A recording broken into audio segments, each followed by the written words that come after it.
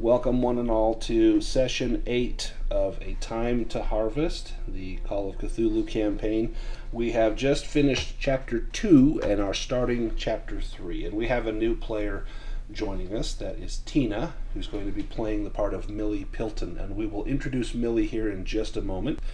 But where we left off, and this is a recap of the campaign to this point, which hopefully, Tina, this will help you get up to speed as well. Some of these things have not happened to you, and so your character would have no knowledge of this, but this will give you enough of a background to know what's going on.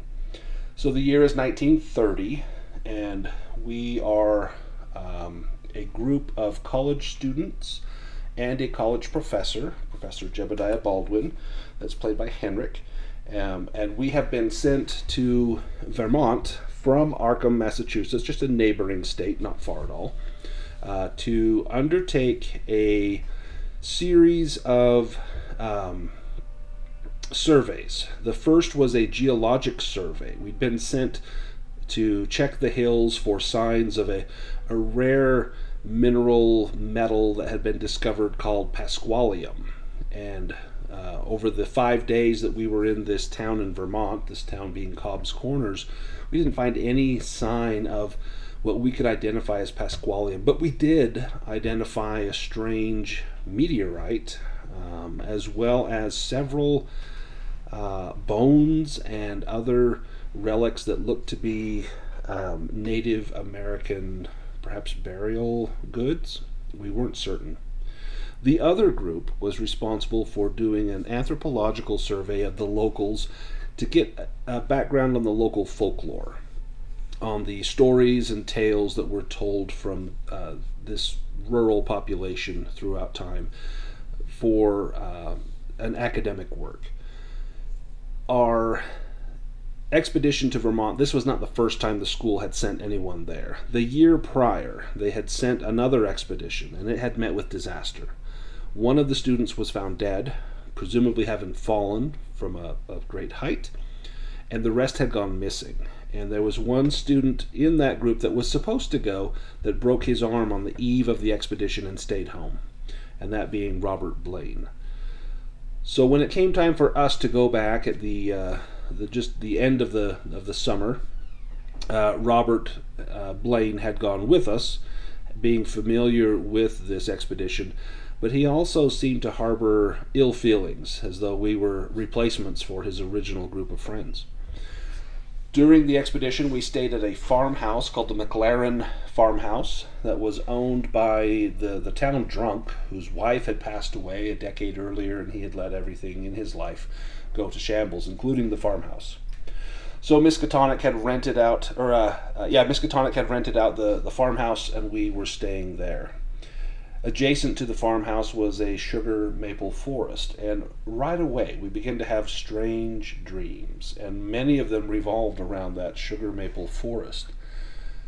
One morning, as we were getting ready to go out on our expeditions, after a rainfall, we discovered that there were bones jutting up from a flower bed near the house, and the entire yard was ill-kept, except for this flower bed seemed to be very well tended, as though someone was coming back to tend these flowers. Well, these bones began to protrude after the water level rose, pushing them up through the soft soil, and so we began to harvest those bones. And the sheriff was called, and he was rather upset, being of a mind to presume that this was perhaps the bones of his sister, Sarah McLaren, who had lived in this house and died 10 years before. Speaking with the local town doctor, he said this was plausible because when he first started in town 10 years ago, he was called to the cemetery where someone had been digging up a grave, and it was the grave of Sarah McLaren. Opening the casket, he found the body of a pig that had been drained of blood, so her body was nowhere to be found. And he went on to say all sorts of strange things happened in town. Children were often dying of strange and incomprehensible incidences, falls and choking and other things that would be commonplace at a small percentile throughout the world, but in Cobb's Corners it happened frequently and often. And during his tenure there, he had not seen many children reach the age of adulthood.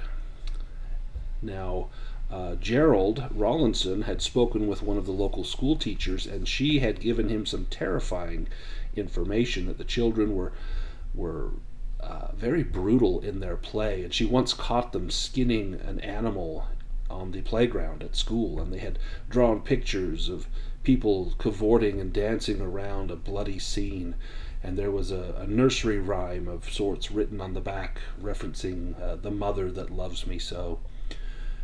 We had also, in talking with some of the locals, had found out that many of them had strange stories of creatures that stalked the woods, and some of these sounded like werewolves or vampires or all sorts of things. And Professor Jebediah rightfully said, many of these stories are often falsified or embellished, but often there is some element of truth to them. Well, we came to find that there was indeed something strange going on in Cobb's Corners on the 5th evening we were there. A curious mist rose up throughout the town and the surrounding area, and from this mist strange beings, strange entities arrived, and they were large and winged and almost like a combination of insect and machine. There was metallic clanging and buzzing sounds coming from them, and in clawed appendages they held some massive tubes and wires which sprayed out a mist that rendered many of the students unconscious. And throughout this entire night they seemed to be stalking us. But we managed to get into a car and drive back to town to seek the local police, where the town Deputy Cutter, took us into the sheriff's office, where he immediately placed us under arrest for public drunkenness, putting us into a cell where we awaited the next morning, wondering just what had happened and what was going on in Cobb's Corners. The next morning, Professor Roger Harold from the university showed up, and he was beside himself with anger at what we had done to tarnish the name of Miskatonic, and he immediately sent us home on the next train from Brattleboro back to Arkham. When we arrived back at school, this was now chapter 2, we were brought before the school president and the dean of admissions, and the students were essentially told that they were on probation, and one more slip up and they would be expelled.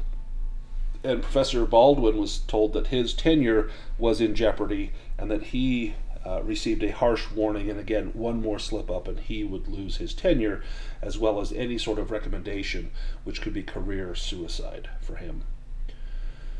Well, the rumors seemed to spread around that we were a bunch of drunks and we had embarrassed the university in Vermont, and everywhere we went there was gossip and whisperings. Yet our fellow students that had been rendered unconscious by these creatures, they were there at school, and they acted very strangely towards us. Whereas some might have been friendly or spoke of us kindly, they now treated us with repulsion. Others who seemed to take interest in certain pursuits earlier on now seem to have changed those pursuits and lacked whatever interest they had. For example, Jason Trent, who had befriended Arthur Finch, he had an interest in the occult, and once we had returned back to school, he seemed to have no interest in that. Instead, his interest lie in the Revolutionary War period of the American history.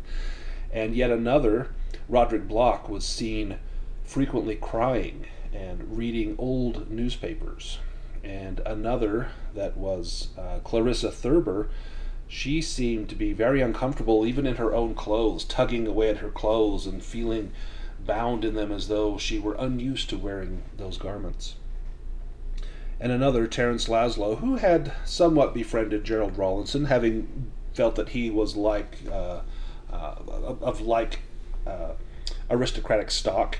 He was now deadly looking. He would glare and stare and sneer and had no words of kindness or glances of kindness towards any of us. Well, in conversations Professor Jebediah, you spoke with Professor Albert Wilmarth, who inquired about our trip to Vermont, and you knew that he had had a trip to Vermont as well. And in Vermont, he had spoke with a man named Henry Akeley, and Henry Akeley had professed that there were strange beings cavorting about in his yard.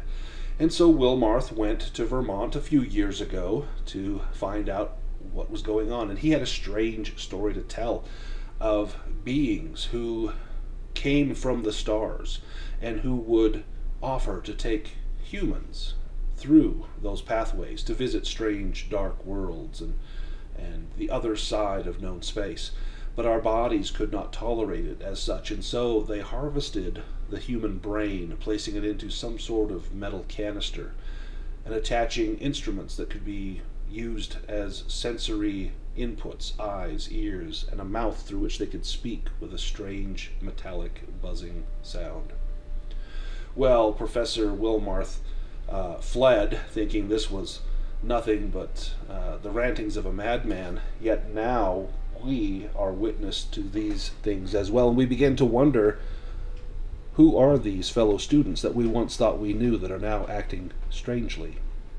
Well, in speaking with Dr. Henry Armitage at the Miskatonic Library, we discovered that there are records of creatures such as these, and with Professor Wilmarth's help, we determined that they are called Migo, M-I-G-O. And these are also referenced in these books as the fungi from Yuggoth, Yuggoth being the 9th planet in our solar system.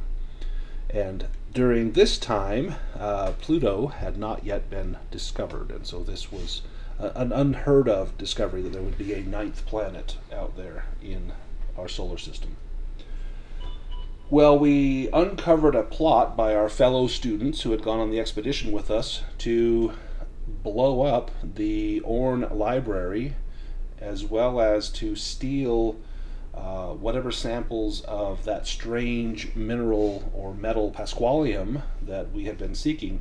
And the evening that this all transpired, it was Arthur and Marian had gone to the science lab, and there they had found Professor Learmonth with a few of the other students. Clarissa Thurber, Terence Laszlo was there among them, and they were trying to get some information from him. And as we arrived, there was a pitched battle in which Arthur called upon magical powers learned from Jason Trent, yet Terence Laszlo was a foe beyond Arthur's own powers. But it was only through intimidation and bluff that we managed to escape with our lives. However, Professor Learmonth was left behind.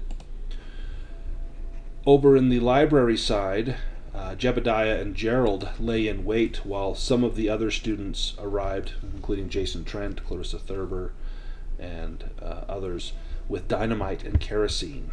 And upon blowing open the front door, Gerold took fire from the 3rd floor window, instantly killing one of the students. And Professor Jebediah, who was trained in the Great War, used his skills as well to put a stop to the students trying to break into the library.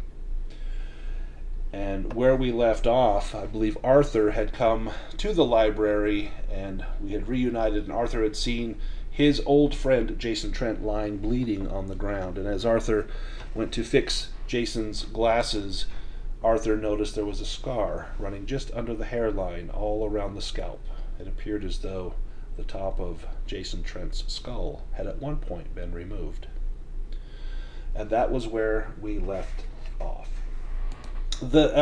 One thing I forgot to mention is they had put a strange enzyme into the food, which left the entire student body and faculty in a hallucinogenic daze, as though this would be the perfect foil to cover their tracks. But we had not partaken of it because Arthur, with his truffle hog-like senses, detected that the peach cobbler was not safe to eat, and so none of us partook, and none of us were inhibited by that strange enzyme they put into the food. The next morning, we are called in to the dean's office. There is still rubble and smoke in front of the Orne Library, and the body of Professor Learmonth had been discovered with the top of his head cleanly removed and his brain scooped out surgically from his skull pan. When we arrive at the school, into the dean's office, we meet a man there. Let me get him on here.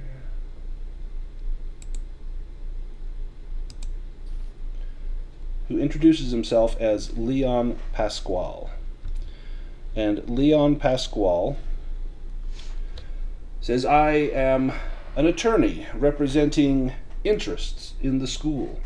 You may have heard of my brother, Victor, who discovered a strange metal to which the school was trying to research.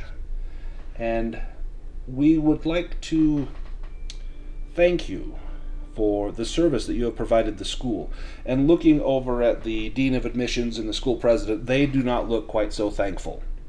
But Leon points to them and says, the benefactor that I represent will see that all of these damages are taken care of, and will likewise see that anything lost, any books that were damaged, will be, if not recovered, will be replaced. You see, money is of no issue to my benefactor. Do any of you require aid? And I don't think any of you had any sort of major wound or anything like that. But he goes to each of you individually and checks to see if any of you need aid. Other than a little bit shaken up, you're all no worse for wear. He then says, I work for a man named Michael Abelard. He's the head of Federated Oil and Chemical. And you may remember this name. Gerold, you probably do for a certainty. He is good friends with your benefactor, Mr. Rawlinson. But Michael Abelard is one of the wealthiest men in America. But you also know that he's a bit of a recluse. And Leon says, Mr. Abelard wishes to meet with you all individually to discuss mutually beneficial matters.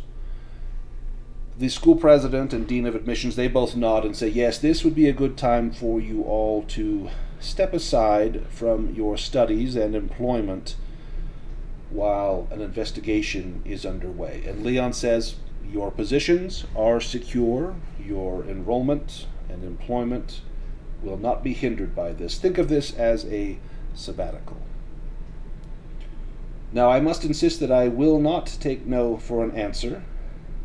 I'm afraid that this matter is not negotiable. We will be taken to Boston Harbor, where we will meet Mr. Abelard. Do you have any questions or concerns?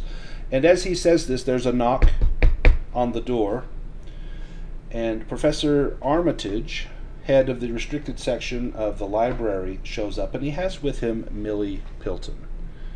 He says, I'm terribly sorry to interrupt, but I've Millie here, who took great offense that her library was damaged, and I would see that she goes in my stead to offer whatever help we can. And he looks at Professor Baldwin. You and I have spoken much in recent times about what you feared was going on, and think of Millie as an extension of me. Anything that I might know, well, I think Millie would know as well.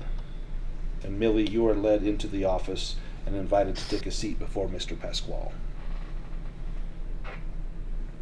Anyone who's been in the library in the past would possibly, as young people, have had a telling off from Millie at some point for any sort of noise they may have made or for getting up to shenanigans in her library.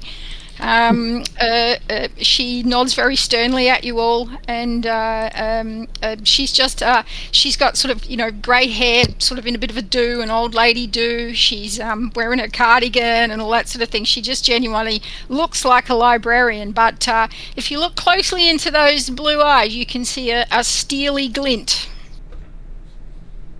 And so she nods to you all very sternly, and she takes a seat. Now, Arthur, you are frequently in the library. Would you know Millie? Would you have seen her there? I think, of course, I would have seen her around with how often I'm in the library. And Gerold as well. Perhaps she helped you at one point find one of your precious books on philosophy there at the library. And so you would have presumably an acquaintance, or at least perhaps even a friendship with Millie Pilton. Yeah. What you realise when you get to know her, she's very fond of students who are quiet and studious, and once she gets over being stern to manage the library, she's actually quite approachable once she gets to know you. So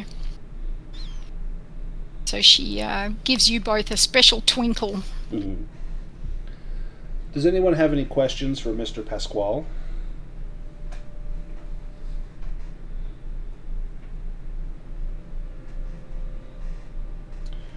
He says, very well. Let us go to Boston Harbor. There is a car waiting outside, and there we will meet Mr. Abelard. The journey to Boston Harbor is very short. The trip from Arkham takes less than an hour to get there. When you're there, rather than Mr. Abelard, there is an amphibious airplane. This is a prototype of the British Supermarine Seagull, one of these planes that can land on water and take off. And Mr. Pasquale says, if you'll indulge me, Mr. Abelard likes to make a good impression. Please hop in, and we'll be there shortly.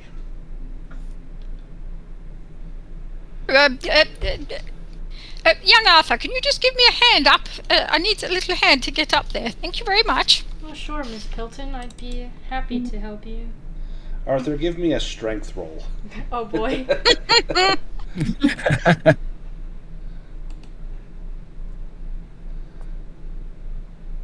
Oh, man. Oh, that's a fumble. Man. Okay, so, Arthur, what happens when you try to help Millie up onto the plane? And she puts her weight onto your hand. I think maybe I would, slip and fall. Maybe bring her down with me. But being a gentleman, you land first and let her fall upon your softness. Yeah, for sure. So you hit the ground with an oof, your glasses skitter off, and Millie lands on top of you. Oh, really, Arthur? You are so clumsy. Oh, dear. Dusting yourselves off, Arthur apologizes profusely. He's bright red as a tomato. Oh, yeah. And sweat already pouring down his face just from that minor exertion of getting up, and helps her aboard the plane. The flight takes a couple of hours, but it's relatively smooth. And peering out the window, Jebediah, give me a navigation roll.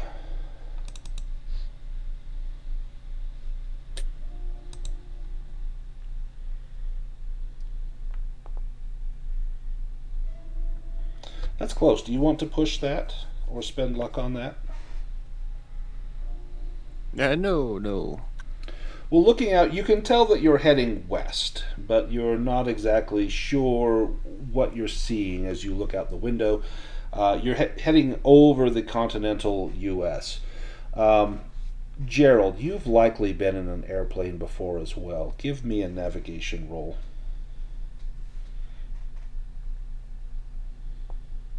Well, he's definitely been in an airplane before, but has he paid attention? Does it not seem like it? Yeah, you're maybe affixed to the glass, just looking out at the land as it careens over, or beneath you as you fly overhead. After a few hours, you descend and land upon a large body of water. Upon exiting the craft, you find that you are on a rather large but obviously private dock. And looking across to the nearby shore, you see an industrial complex consisting of 3 massive factory plants, their smokestacks pouring smoke and soot into the air. A sign over the rear gate of the complex reads Federated Oil and Chemical. Let me have Millie give me, this will be an intelligence roll. This is to see if you know where you are.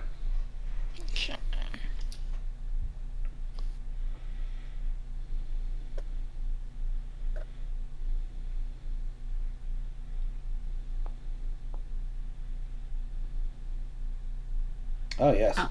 This is this is near Detroit, Michigan. This is the shore of the Detroit River. You've come quite far inland. Between the dock and the factory, you see a silver Rolls-Royce Phantom II, and as you approach, a giant of a man gets out. And let me get invisible here. Millie takes advantage of her age and says, "Well, you are a big drink of water, aren't you, young lad?" He is quite tall. He's 2 meters tall, 6'7". He has flaming red hair and a beard. He wears a chauffeur's vest and a jacket, but from the waist down boasts a traditional Scottish kilt.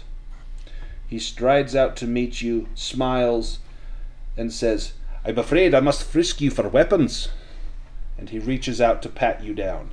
Jebediah, he goes to you first. Do you allow it? Well, I suppose so. He begins patting you down. Do you have anything on you?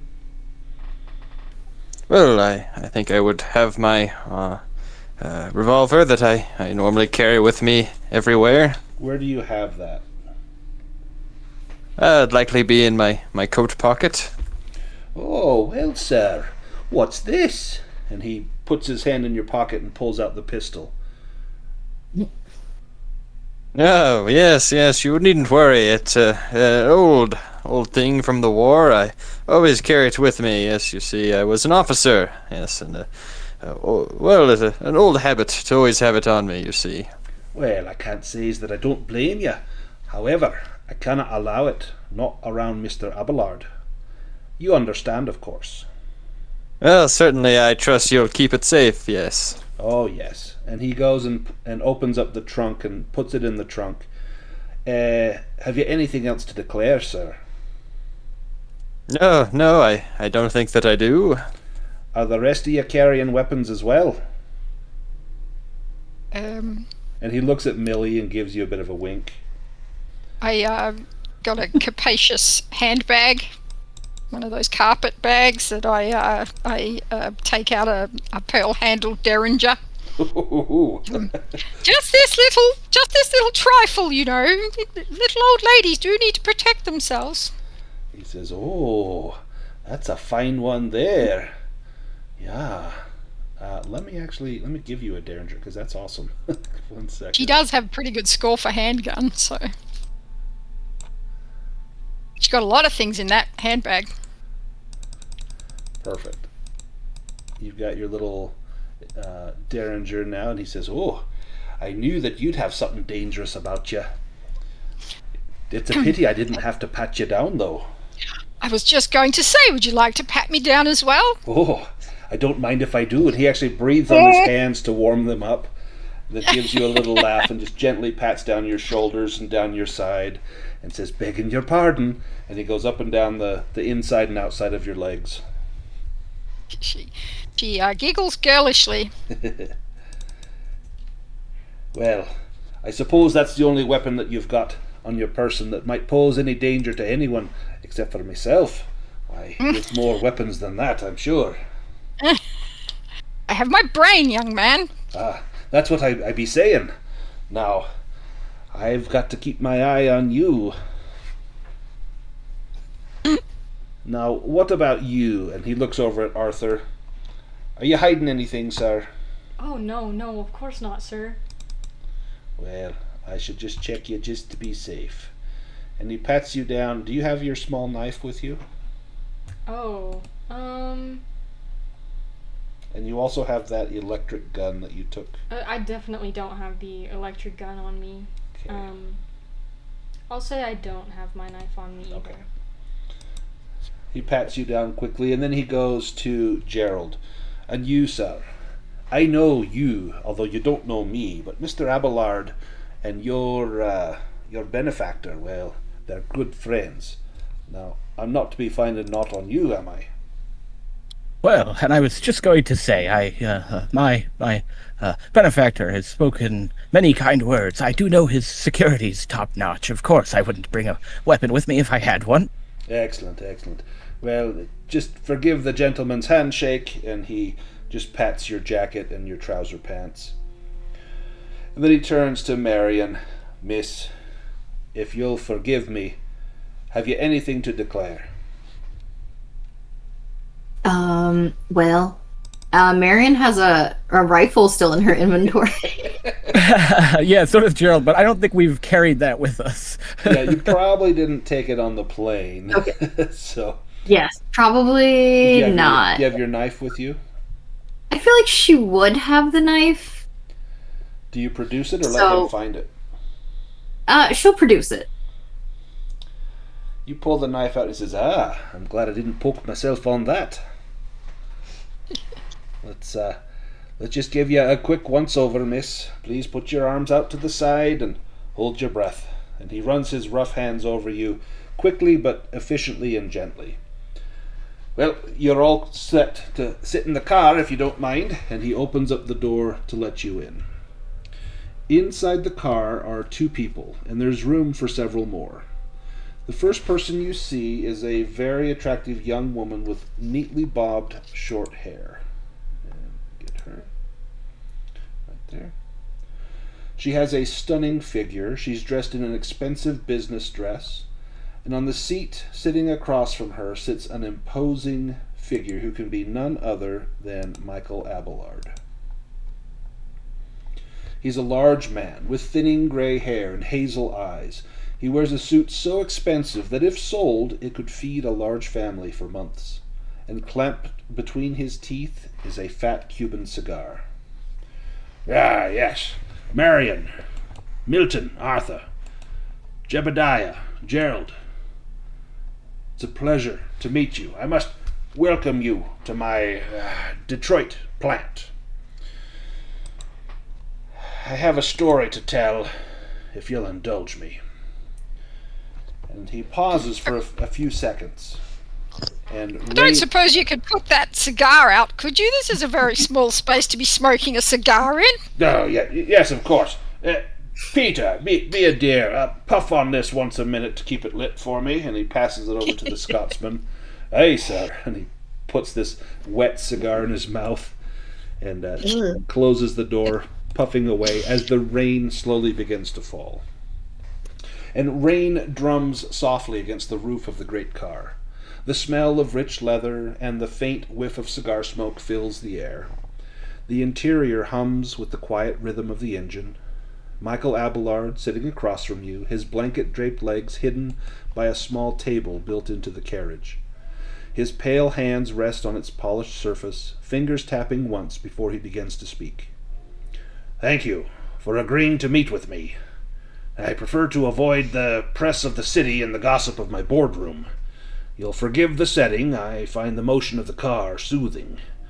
It reminds me that I can still move forward, even if I cannot walk. He smiles faintly, and then his gaze turns distant. You know my name, of course, Michael Abelard, head of Federated Oil and Chemical. But I was not always a man of industry. Once, I fancied myself something of an adventurer. My son Nathaniel inherited that same spirit. In 23 we climbed the Pyrenees together. High, cold, and beautiful country. He pauses, as though seeing it again. We were not alone on those slopes. He leans forward slightly, his voice lower now. At first, I thought it a trick of the mist, shapes moving where no man could walk. Then I saw them clearly, things of flesh and metal both, wings that hummed like clockwork, eyes that glowed with an unnatural light. Aliens, though I did not have the word for them then. Later I learned their name in the old books, the Mi-Go. His hands tighten on the armchair. They saw us. We ran. My son, my boy, he slipped. I tried to reach him, but the ice gave way beneath us both. When I awoke, my spine was broken. Nathaniel was gone. He takes a breath, his voice regaining his businesslike tone. I had money, influence, and pain enough to last a lifetime. I used the first two to pursue the third, to find the truth of what killed my son. I found traces, rumors, old accounts of strange lights in the hills, men whose brains had been tampered with. And he looks directly at each of you in turn. These things are real. They infest our world like parasites, and I will see them wiped from it. That is why Federated Oil and Chemical funded the Miskatonic expeditions to Vermont, not for geology, but for evidence, signs of them. And now I hear of a raid upon the university's library and science annex, files taken, research stolen, witnesses silenced. I have little doubt who was behind it, the same creatures that haunt my every waking thought. The Mi-Go. He straightens slightly, his eyes sharp and commanding now. I want the truth. Tell me what you saw in Vermont. Everything. Do not spare the details, no matter how strange they may seem. I already know the world is stranger still. So please, you'll find me direct, and I expect the same. Ask me what you wish. I will answer. I've already made my decision about you all. You're the only ones who've faced these beings and lived. That makes you valuable to me. Whether you know it or not, you already work for Federated Oil and Chemical.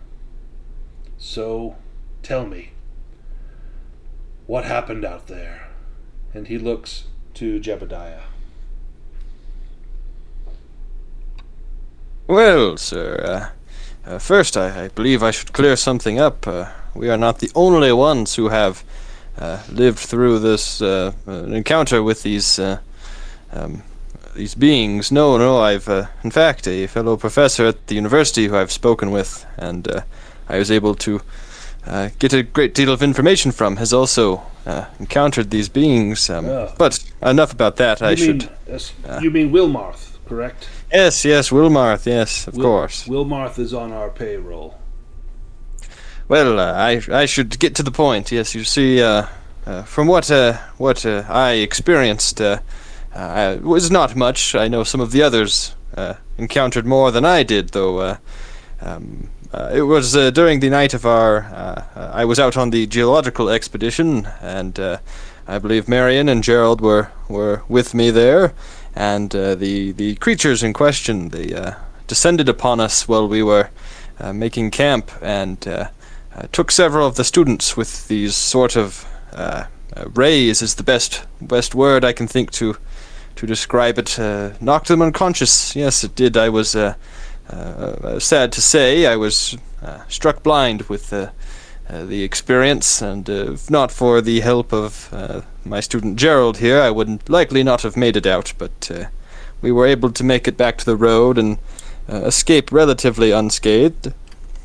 Gerold, Marian, is this true?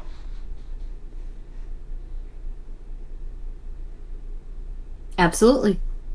Yes, sir. Everything he says. Professor, do you have any questions for me? Anything you would have answered? Well, I can understand your being upset with these Mi-Go, although I'm curious how you intend to deal with them. From what I can tell, they're not exactly something that humans are perhaps meant or even capable of dealing with. Well, let me tell you something. If I find them, I'm going to do what any father would do to the monsters that stole his child. I intend to learn how they can be hurt, and to make it happen. I have chemists working on toxins that attack the nervous system of arthropods. I have engineers developing sound weapons to rupture their strange, humming carapaces. When the time comes, I will burn them from this world. I will make the Pyrenees right again. Oh yes, might I recommend, though, we've discovered that these beings, they might be more closely related to what on Earth we would call a fungus. Yes, we have much information on them. We have. Well, let me tell you what I know. I have more than campfire tales, I assure you.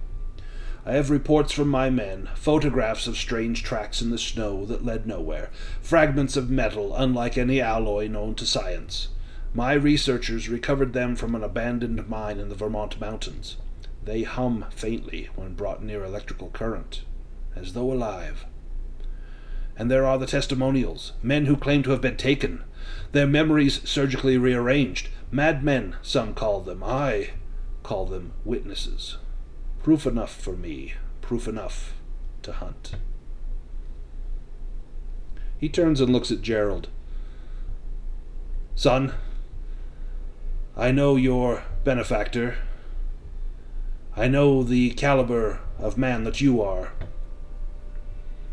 How do you feel about what happened to you? Would you seek revenge if you were me?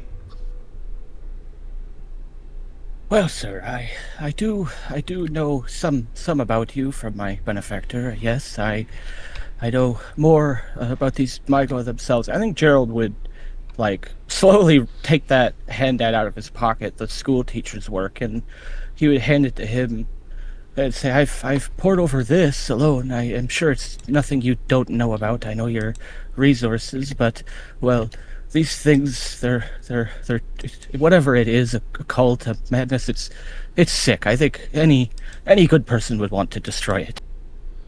I'm gonna post that for you all. This way Tina can get a good look at it. I don't know that this has anything to do with what we're after. I fear this is something unrelated. This is not like the Migo. This is... I don't know what to make of this, son. Children of Cobb's Corners, all of them. If I were to look anywhere, it would be there. The school teacher would, if she's even still alive, would know more, I'm sure. If I were a man with infinite resources, I might overlook some things, but being small as I am, I've seen something there. It can't be a coincidence. I think you make an excellent point. You see, I want clarity. You all have been closer to these Migo than anyone outside of my own people, and I need to know what they're doing, what they're after, and how deep their influence runs in the Miskatonic Valley and beyond. You know people in Cobb's Corners. You can be my eyes and ears, my hands where mine can no longer reach. Now, I'm not asking you to fight a war, not yet, but I need intelligence, and I reward loyalty handsomely.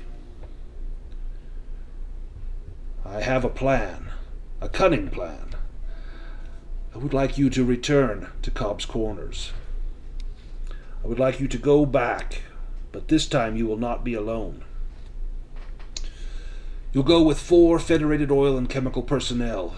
You'll return to the McLaren farmhouse. Once in Cobb's Corners, you can resume interviewing locals for tales and folklore concerning these strange creatures from the hills. You should follow up on any leads as long as it seems safe to do so, and I think you should start with that school teacher. In addition,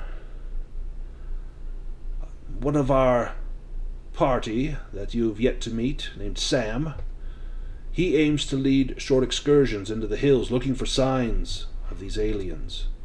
And another, Larry Neckler, will stay at the farmhouse to maintain a regular schedule of making radio contact with the second team.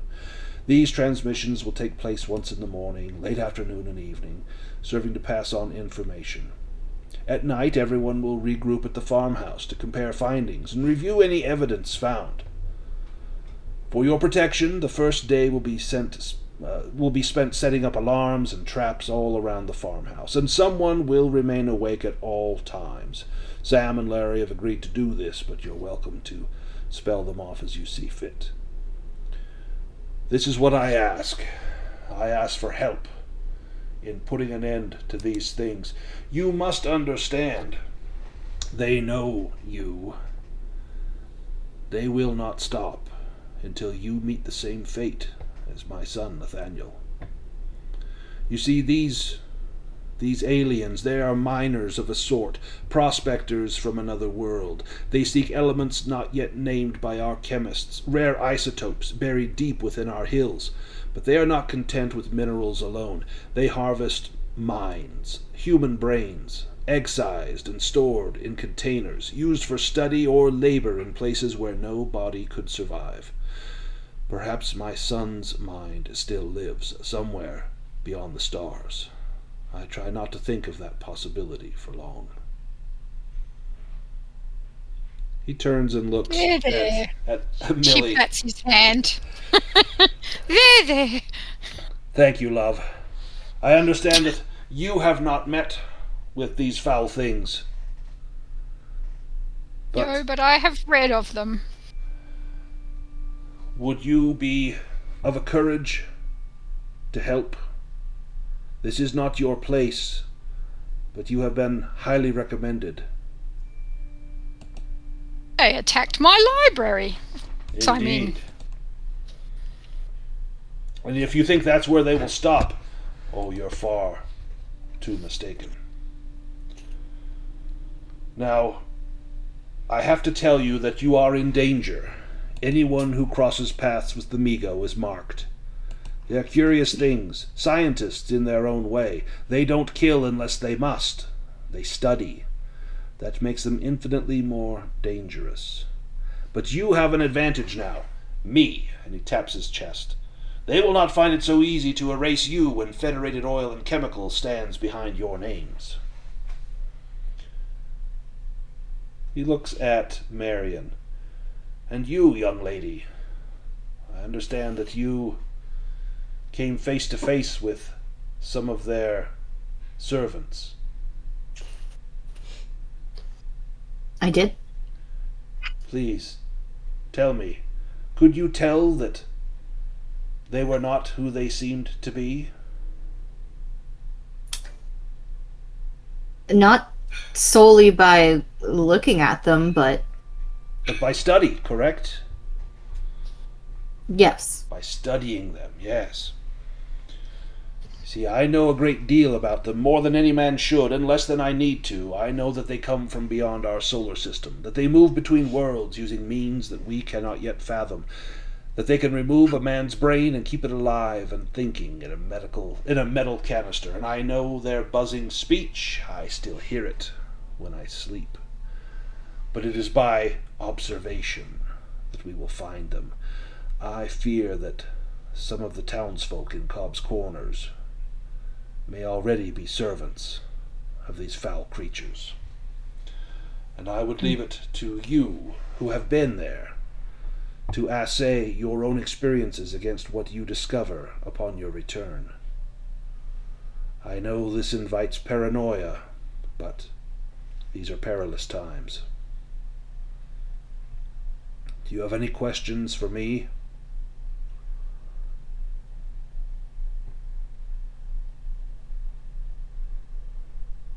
What about you? And he looks at Arthur. You've not said much. Yet it is my understanding that you have a special talent. Oh, well, yes. You see, when we were back in Cobb's Corners, one of my fellow students, Jason Trent, who is now changed, as you talk about, he talked about these this magic, and he taught some to me, and now I possess this gift of spells. Were you afraid to tell me this? Do you feel foolish speaking of such things? Well, once I would have, but now that I've seen it happen and I've made it happen, I really believe in it. Well, Arthur, I believe in you as well. If someone had come to me and spoken of aliens from another planet stealing brains and whatnot, I would have laughed until it happened to me. I'm asking you to believe me And I want you to know that I believe you. And I think you, of all people here, may be best equipped to deal with something from which we know very little.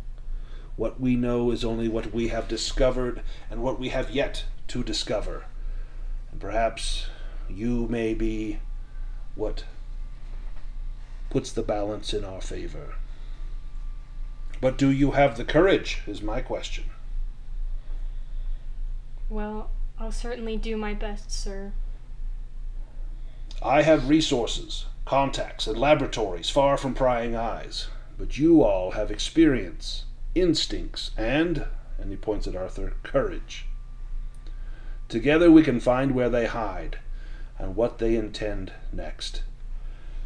I cannot promise safety, only purpose. If we're in agreement, I would like you to please join me in my private residence. This is a place where you will be kept safe. This is a place where you can recuperate from your troubles. If you don't mind, I'm going to have a word with Peter, see if there's anything left of that cigar, and then we'll head out. I'll give you a moment to yourselves in privacy to discuss this. And he asks Peter to help him out, and Peter opens the door next to Mr. Abelard and physically lifts him out, putting him into a wheelchair, and holds an umbrella over him while Mr. Abelard wraps his legs up in a blanket and begins to chomp on that cigar. And as the door closes, you hear nothing. The windows seem to be soundproofed, and perhaps you feel that you are safe here to discuss anything that you might. And I'll give you guys a minute to discuss.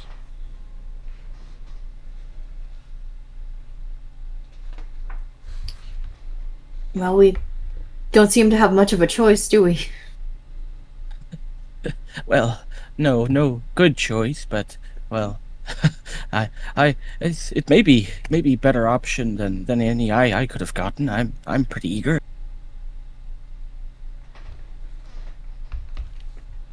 I've read of these things, but never seen anything like that. I'm very keen to be involved. If this person is as rich as he says he is, it might be worth mentioning the thought of perhaps a little income from the project. I mean, student debts are nothing to sneeze at. Oh, well, he pays generously. He said he pays generously. Yes, so his reputation goes. I've never worked with him before, of course. All the suspicion now goes to Gerold. How do you know this guy? He said he told us himself that he's generous, didn't he? Yes, well, sorry. That's just, my father is a wealthy man himself.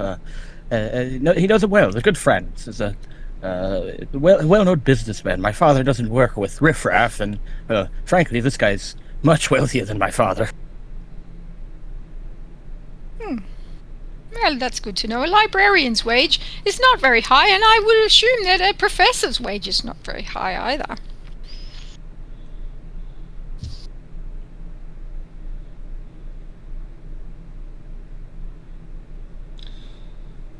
I have not been there. Yeah, Millie has not been to Cobb's Corners. No, it's terrifying. Millie, give me a psychology roll. Not excited to go back, but, you know.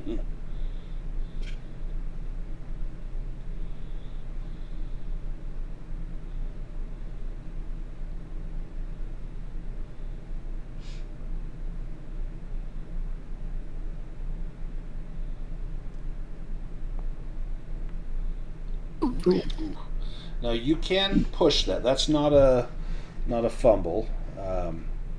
If you want to push that, this is to determine if what Mr. Abelard was saying, if you detected any any guile, or if you think he might have been lying or holding something back.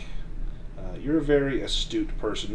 You've heard every excuse in the book from students returning late books, and you see right through that. Do you push that role? If not, you feel like he was a straight shooter and probably told you accurately what you wanted to know. I feel like he was a straight shooter. Yeah. Now, Jebediah,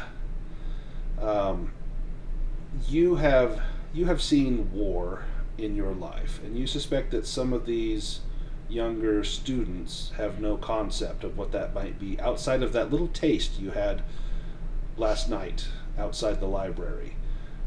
Do you feel like you're up to potentially going back into harm's way? Well, I definitely think that he's perhaps underestimating the Migo, and while we may be able to do something, I don't think that we'll be able to stop them as he says he wants to. Mr. Abelard, that is. Does anyone have any objections to doing this?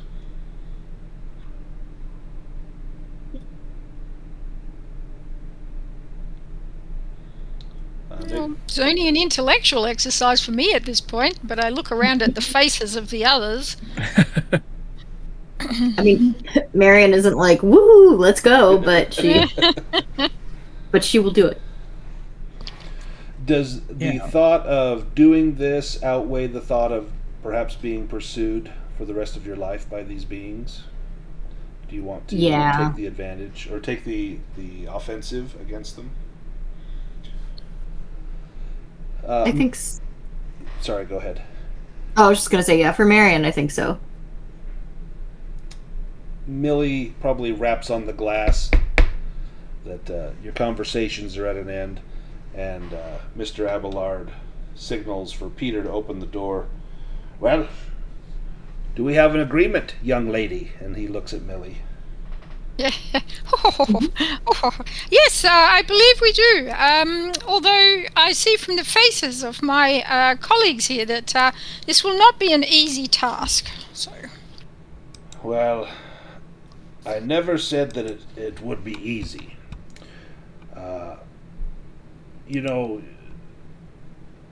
The issue is I could hire soldiers. I have soldiers. Soldiers die. Scientists, they ask too many questions that end in screams. But you all, on the other hand, you've already seen the impossible and kept your wits about you. That makes you rare. And rarity, as any man of business will tell you, is valuable. Besides, I suspect that you have unfinished business with these creatures as well. Perhaps fate is offering us both an opportunity. Now, Millie, do you hit him up for reward for money? I do. I think of my students here. I think of the students and their lifetime paying back their debts, and I suggest that you did say you were a very generous man, and you know that you are sending these people into great danger. I would like to hear what would be the reward for that. Give me a persuade roll.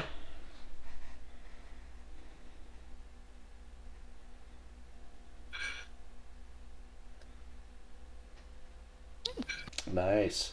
That is a hard success. You got 2 stars on there, so you rolled below your 50% value. And he says, you drive a hard bargain, but I would expect nothing but. I will ensure that scholarships are set up for these students. I will ensure that a position in the school for Professor Baldwin that cannot be removed, an emeritus position. I will ensure for you, Millie, your own wing in the library. Wow, that is impressive. And I put out my little old lady hand and give him a very firm handshake. He turns your wrist and leans down and kisses your hand. And then he puts his hand over that kiss and says, you drive a hard bargain. But I think you, of all people, are the one that the Miko should fear the most. Hell hath no fury like a librarian scorned. He just laughs. He's entirely certain that that's true. Now, we'll not go right away.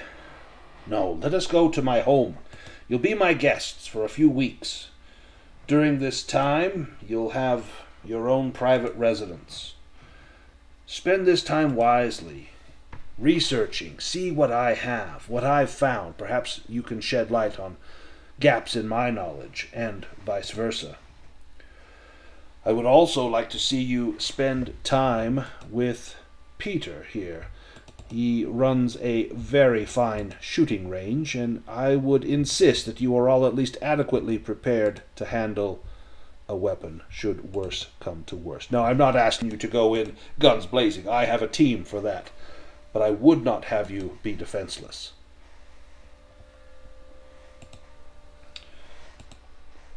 Are these arrangements acceptable? It sounds wonderful. Excellent. He hops in the car, and the car is driven off to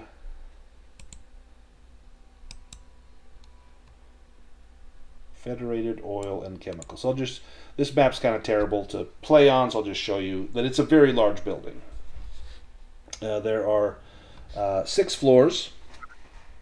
It's a huge brick building, which from the outside looks to be nothing more than a large bank. The cars pull around to the back of this building to a small, guarded, and private underground garage, and from there everyone takes the only elevator capable of reaching the millionaire's private domain. A safety stairwell runs up from the basement to the 5th floor, but the 6th floor is where Mr. Abelard lives. All of the doors leading to the areas of Abelard's private interests are reinforced, triple locked, and never used. It's only the elevator. He gives you a brief tour of his private room and of the guest room, which is on the 5th floor. It says the 4th floor is for staff, the 3rd and 2nd and 1st floor are offices. The basement, well, I'll introduce you to Dr. Matheson soon. That's where she and her colleagues study discoveries that we've found behind reinforced walls. I think some of you may find that to be of great interest. But first, let us go to your rooms. And he takes you there on the 5th floor, and in your rooms you find a brand new wardrobe of expensive clothes waiting for you. Everything has been sized correctly. Next to each bed is a button for summoning a servant, should you require anything. Now, there are no telephones in your room, but there is a desk where you can work, and there's a pad of stationery and pens and envelopes. If you need anything mailed out, please just fill it out and we'll post it for you. Now, I must ask that you do not leave the building without permission, and even then not without an armed escort.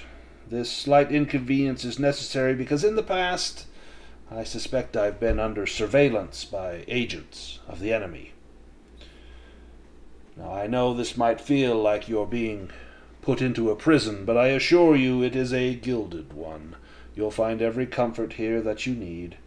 I want to ensure that you have a pleasant stay, including making sure that you're in good physical and mental health. There will be exercise available, as well as the best therapists that money can buy. Now, let me take us back to our main map.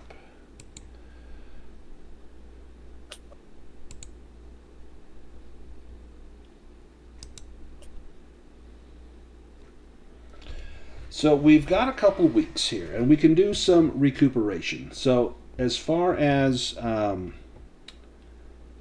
major wounds, none of us have any major wounds that need to be healed. We will all have healed up hit points to our maximum. During this time, there's also a chance to improve your sanity. Intensive therapy with Professor David Drake. And let me get him visible. can help with any sanity loss that you have sustained. So you can make a D100 roll for every week that you are under care, and if you roll between 1 and 95, you will recover 1d3 sanity points. 96 to 99 means no progress has been made.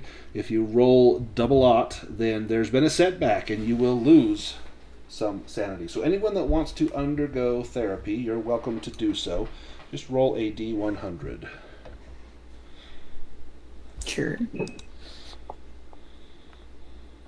Oh, Excellent. So you will recover 1d3 sanity points. You're welcome to roll that for yourself as like. That's also 1d3 sanity points. Arthur, do you want to undergo that? Yeah. Gerold recovers 1 and 2 points recovered for Marian. Arthur recovers 1d3 as well. Jebediah, do you want to do any recovery? Oh, no. My mind is fine. Professor Drake looks at you and says, "Yes, I thought you might say that." Ooh, Arthur with the good sanity increase. And Millie, you've not had any sanity loss. I'm going to say that you're not able to benefit from the therapy, although Professor Drake does enjoy his chats with you under the guise of just getting to know you. You get the feeling that some of his questions are a little bit pointed, and maybe he is coming up with a dossier on you. You know how these men are. You can't tell him anything without it leading back to issues with parents and things like that. And so you maybe have your suspicions about that. Yes. I've noticed there was a library on the guest floor, on the fifth Yes. floor, so I'm sure she would make a beeline for that as well. Give me a library use roll, Millie.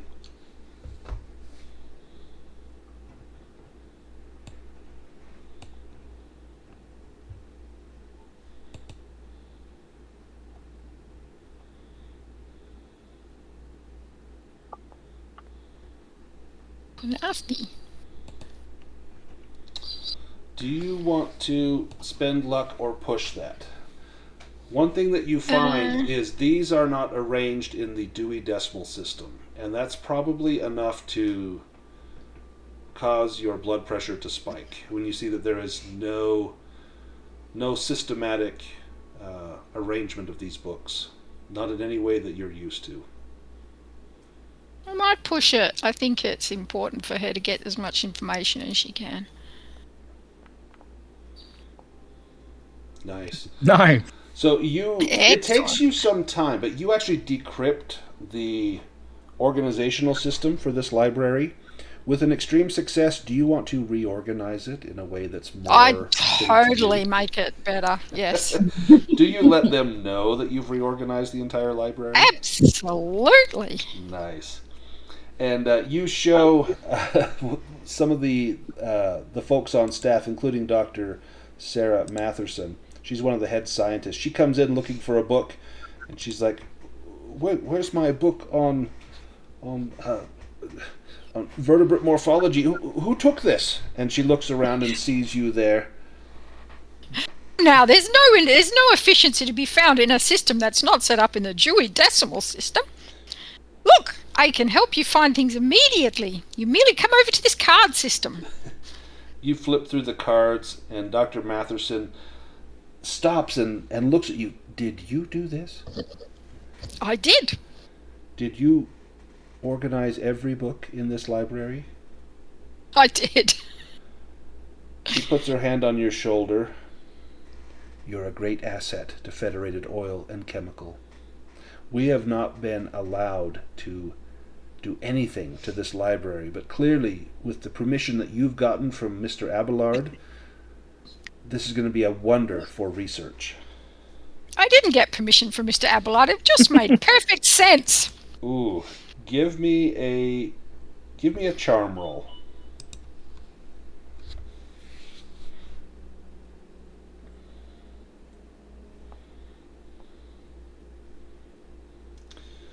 Oh, you can spend 10 luck, or you can push that. I'm going to push it.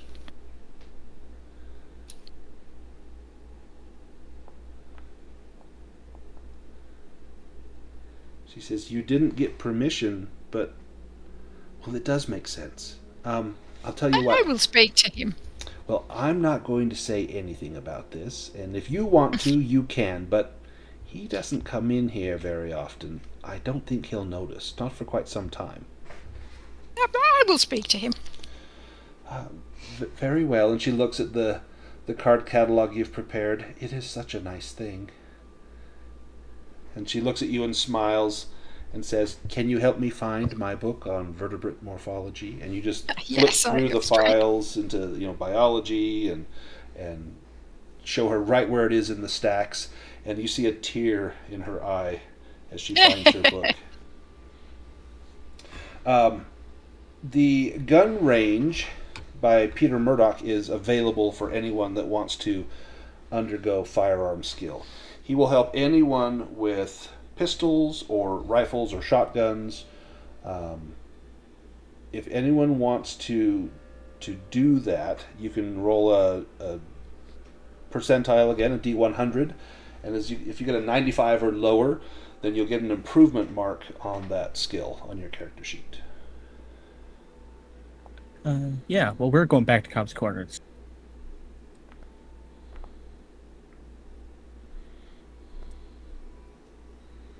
Nice.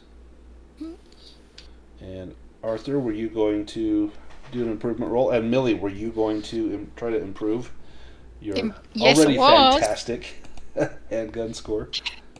Can I find the dice roller? Should be on the chat screen on the very bottom, above where it says roll. You'll see the D100, or you can type. Oh yeah, I / forgot about that. It's been too long. I know.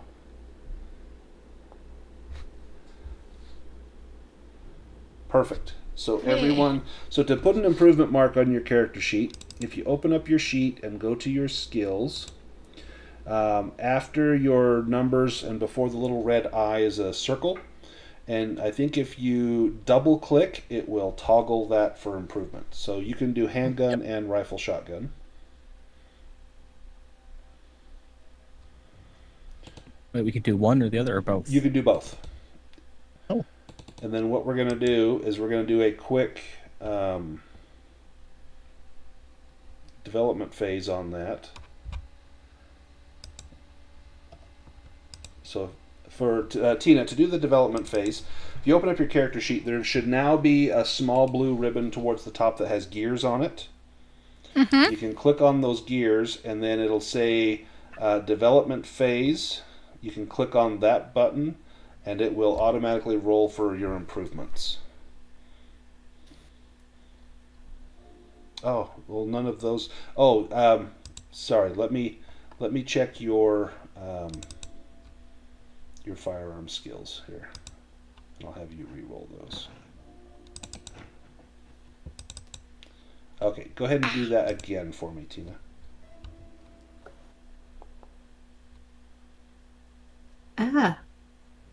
Oh no, do the development phase, or you can do it individually if you like. Let me try. I think it also reduced our sanity limits. Oh yeah, why did it do Yeah. yours? Oh, so that's like if you had spent a day away, and so this is going to be like a week. So your sanity limit is your it's probably from when you saw that thing in the woods. That will show up under the green ribbon that has like the little like Cthulhu head. It'll say sanity loss encounters, and everyone's should probably be close to gone. Let me turn off the development mode. So that normally I'm happens. completely lost. Well, so you didn't have any of that, Tina, on your character. Oh, good. Okay. And I didn't manage to do the development, as No. far as I know. Yeah, so none of your skills improve. So in Cthulhu, the way that you improve skills is it's kind of like in Dragonbane, how you'll make a roll, and if you fail your roll, your skill goes up by 1. In Cthulhu, it makes a roll, and if you fail, it goes up by 1d10. And so on your like your firearms, rifle, shotgun, your skill was a 25% and you rolled a 12. So you actually succeeded on that, so it didn't go up at all. But if we look at like Arthur, he rolled a 36 over a 20 and then a 67, and so handgun went up by 1, rifle shotgun went up by 10, so it went up quite a bit.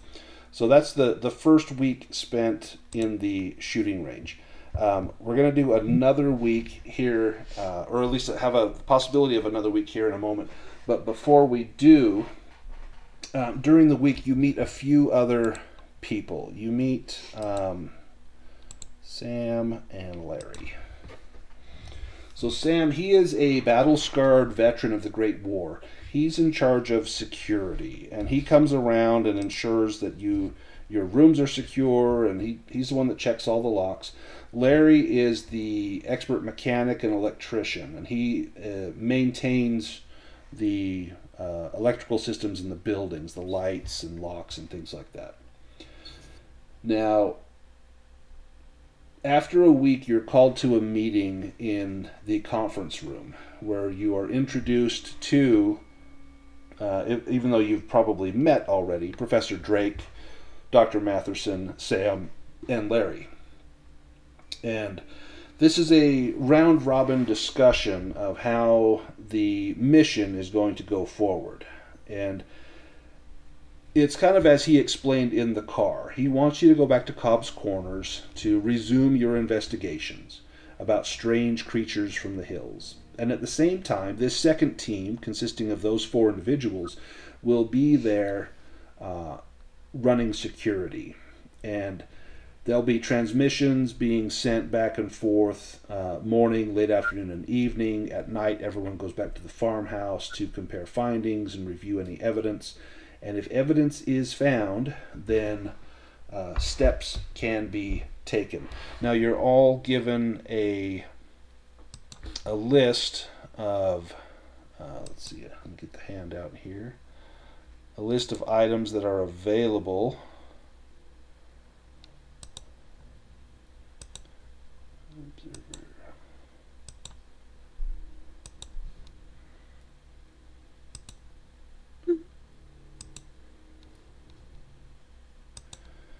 So they have at your disposal, there's bedding, there's canned food, bottled water, medical supplies, kerosene lanterns, electric torches plus batteries, binoculars times 3, miscellaneous tools, there's a chemistry and biology lab, shortwave radios times 2, a Ford Model Double T truck, a Ford Model A car, 9-foot radio antenna that will be attached to the farmhouse, a portable generator, 4 50-gallon steel drums of gasoline, as well as 6 Lee Enfield 303 British rifles with 600 rounds of ammunition, 4 Colt 1917 .45 revolvers, 2 Thompson submachine guns with 800 rounds of ammunition, flare guns times 3 with 50 flares, and a case of 24 hand grenades.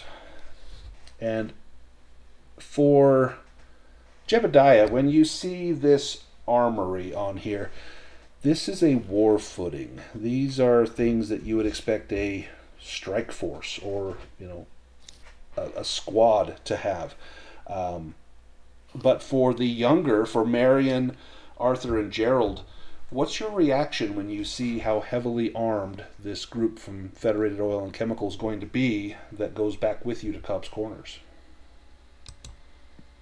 Gerold is not surprised at all. I mean, he did kind of imply we're on a war footing with these things, and I know that he's got every resource he could possibly want. So yeah, you know that you're going to be taken care of. This is not some, half-assed, let's go back and hope for the best, but they're loaded for bear. They're preparing for the worst, and hopefully this gives you some semblance of confidence in your ability to protect yourself or to be protected by others. It's what Alien's going to be to Thompson gun. Exactly. Now, you've probably never fired one of these before, but that's something that that Peter and Sam would happily show you how to use one, and you could gain that skill. Now, there are 2 Thompson submachine guns. Would you be interested in taking one, and would anyone else want the other one? I think Gerold would almost ask the professor's permission. What do you think, Jebediah? We fought well together. I do think we should come armed. Oh yes, certainly. I have no problem with you using one. I think it would be best if you had some experience. That way you can better protect yourself. Anyone else want to pick up some skills in the submachine gun? I'm just can see giggling away to Millie. myself thinking about Millie with submachine. If no one else wants it, I will. That would be awesome. That would be so cool. Imagine being like the quiet psychology nerd who suddenly is learning how to use the machine gun alongside his librarian. And Arthur's got his little knife that he'll pull out. I don't have that good a rifle shotgun score though, so we're learning a new skill. I think, Yeah, right? you'll learn a new okay. skill for this. Oh, So, excellent! he's like, It's too funny not to. I know, right? He's like, there will be time for this. We'll ensure that your next week here is spent learning the ins and outs of these submachine guns. They are quite a bit to handle, but they're within the realm of any of you using them. In fact, I'm going to give you all that skill while we're on our break, and then that way, if we're in the middle of a firefight or something, heaven forbid, you need to pick up a gun, you'll at least have some use in it, because there will be some training there. I think Marian was away while we did that. Marian, dear, would you like this handy dandy little submachine gun? Obviously, I would like to learn it, but if you would like it, Sure. I hand it over to her. It's quite heavy. It's much heavier than you would think, and it feels imposing in your hand. And you see that Michael Abelard smiles, seeing all of you kind of taking up these guns excitedly. He perhaps, for the first time, realizes that this may be his best chance at getting his revenge on the Migo. Now, Sarah... I think I will just say something like, Yeah, go ahead. I don't think it was going to fit into my carpet bag, but I do quite like the look of this Colt, and I pick it up with like two hands, and it's almost too heavy for my little old lady wrists. So perhaps this one for me? Well, Peter walks around behind you and says, here, let me show you how to hold it. And he wraps his arms around you and kind of holds your hand as it's holding the gun. There. This should feel good and strong in your hand. It's good to have something strong in your hand, isn't it? And he gives you a little squeeze. You are a very cheeky young man. Oh, I just want to ensure that you're safe. After all, you are the most fearsome among us.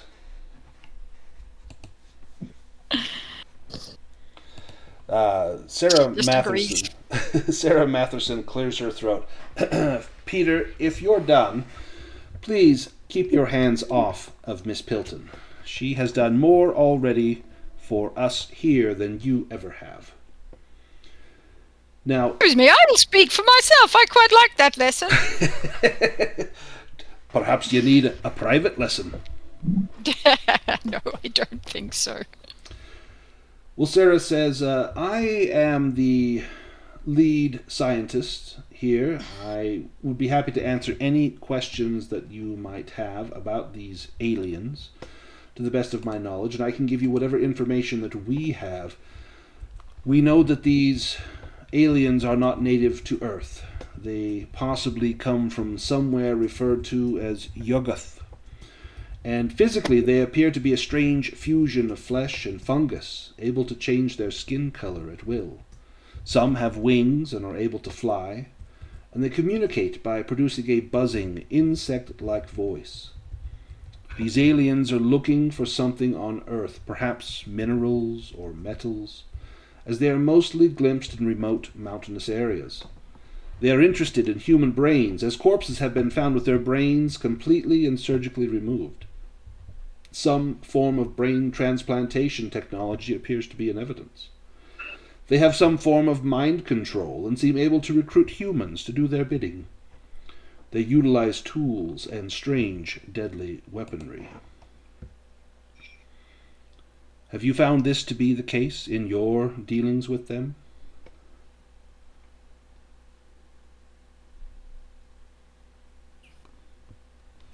And she looks specifically at Arthur. Son, have you seen them with any sort of strange weaponry? Well, yes, they had these strange machine. They were guns that they had crafted, and actually, me and Professor Baldwin had taken them the last time we encountered these. Do you still have them? I believe we do, yes. And where are they? Oh, well, I had left mine back at the university. Where anyone could find it? I guess I wasn't really thinking. And Professor Baldwin, do you still have yours? Oh, yes, I have it, although I assure you it's quite safe, in a place no one would find it. But you don't have it here? Well, not on my person, no. Oh, well, this is a pity. We would greatly love to see these implements and see if we can't, well, replicate them for our own use, or perhaps reverse engineer them and find a weakness in them. Well, yes, when we recovered them, they didn't appear to be working, though they seemed like perhaps someone with a bit more knowledge about electronics might be able to get one functioning again. Oh, that would be splendid. Would you all like a rare treat to go down to the basement and hear them speak? We have a recording of the interrogation of the only live Migo we've been able to capture. Yes, I would love to hear this. Sure. That'd be wonderful research for me. Excellent. Yeah. Well, please follow me. And she gets up and heads out of the conference room over to the main elevator. And as you all file out, you look back and see Michael Abelard, Peter Murdoch, and Leon Pasquale all speaking excitedly, nodding their heads like, yes, this is good. Finally, a breakthrough. And that's where we will take our break. Let's break for about 8 minutes. When we get back, during the break, I'm going to add some skills to you for working with Dr. Matherson. The information that she's able to give you, your science biology score is going to go up. Your Cthulhu Mythos skill is also going to go up. And then we will get to the basement. So let's be back in about 8 minutes or so, and we will carry on.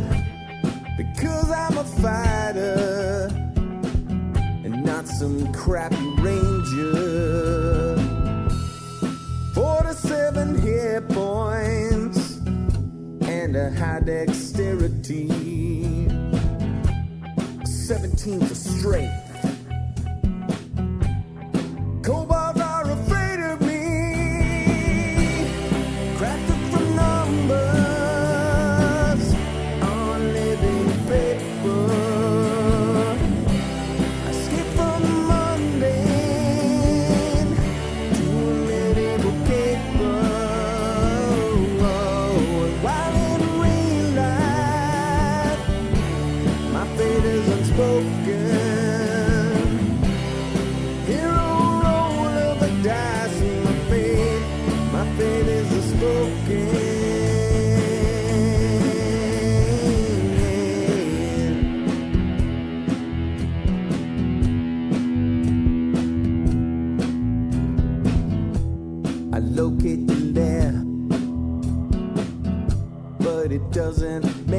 much sense to me. I think that the DM might be out to get me.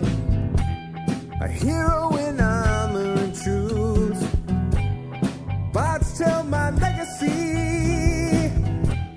The flame of my torch illuminates the enemy. A win in a battle, you win foes asunder. Deeper I venture, the deeper I wonder. The bodies pile up before me, the corpses I plunder. The deeper I venture, the deeper I wonder. Crafted from numbers on living paper. I skip from the mundane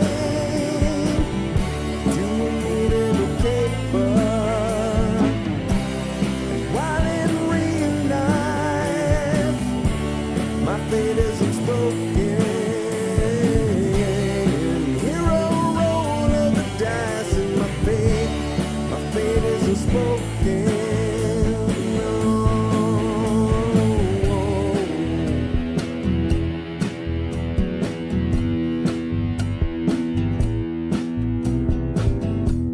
I drink my last potion. I charge through the open gate. The flame of the dragon tried to seal my awful fate. With a handful of dice, 5 times I rolled 20. The dragon goes down, the DM no bloody.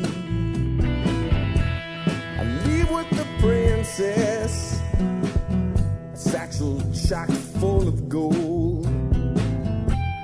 We head to the tavern, where my mighty tale unfolds.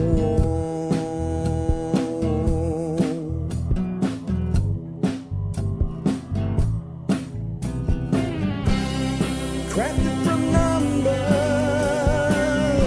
on living paper. I skip from the mundane to a naval caper. While in real life,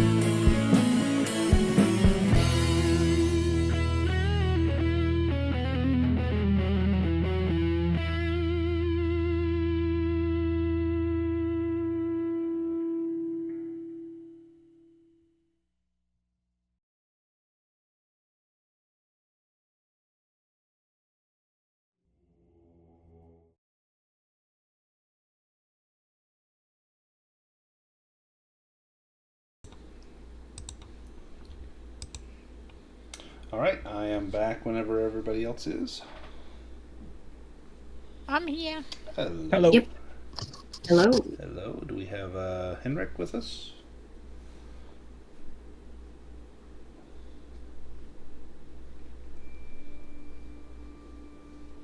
We'll give Henrik a moment. I've gone ahead on your character sheets and added a biology skill. I've added the submachine gun skill. I added the Thompson submachine gun to Gerold, and was it Millie that was going to use that?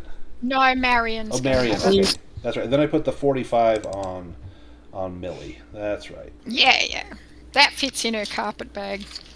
Let me get that weapon moved over. And you probably don't just have these carrying around, but this way I won't forget to put them on later. So let me drag these onto your sheets here. There we go. I'm presuming we've probably grabbed torches and Yeah, so various things. you Or would I have just all talk the kind of the mundane sorts of items you would definitely have. They're giving us cars and stuff. They're not too worried. Now, Henrik, are you back with us? Yes. Ah, perfect. Okay. So, where we left off, we were going to go down into the basement and see the laboratory. Now, the laboratory is well lit and clean, although there's a strange mixture of scents, mostly mold and bleach, that permeate the air. From the vestibule where you first enter the building, you're led into a lobby where the scientists put on their lab coats and wash their hands in a large circular sink. 2 doors lead off from the lobby, one to an office, the other to a large laboratory. And around the central workspace, everything is clear or taken up with metal-framed cells, each about 6 feet or 2 meters tall, covered with heavy curtains.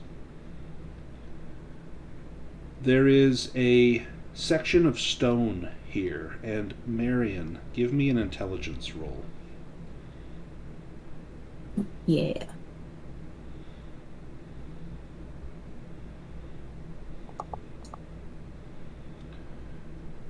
You recognize this section of stone. This is part of that stone gate you found in the sugar maple forest, and you see a portion of a fused face into that stone, and you know that that was your friend, John Jeffrey, and I need a sanity roll when you see that. Oh, poor Marion. You pass. So you know that he has been put to rest by your own hand. And so seeing him here now, you don't have those same hard feelings because you know this is just physical form, that his suffering is at an end. But it looks like they have recovered this in the time since you've been gone. You also see Gerold, one of those strange, let's see if I still have a picture, strange creatures. Do I have it? Yes, I do.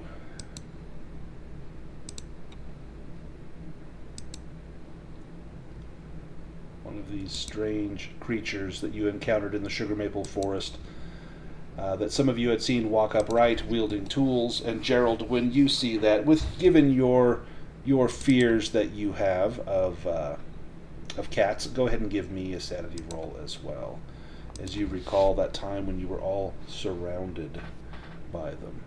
But again, you saw Julian take one out, and you saw them flee at the arrival of that great loathsome toad beast, and then they were gone when that gate was destroyed, that you and Marian undertook that yourselves. But here they've collected several bodies of them. You also see 3 cells where the curtains are partially open. And in the first is a steel examination table fitted with several leather restraints. An electric generator sits on the floor nearby. The second cell contains people who appear to be studying 2 mummified bodies, and behind the scientists, who are gingerly removing dehydrated organs from the 2 corpses, are several yet untouched mummified bodies submerged in a large tank of water. And I have a picture of this.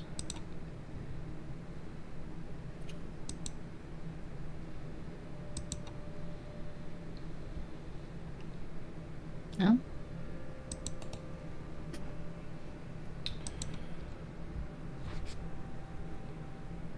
You are steered away by Dr. Matherson, who reaches past you to close the curtains on that scene.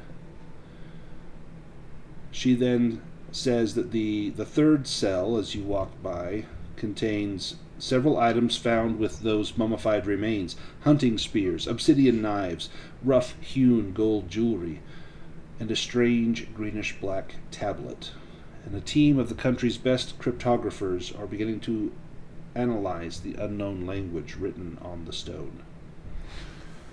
She then takes you into a room with a phonograph and chairs.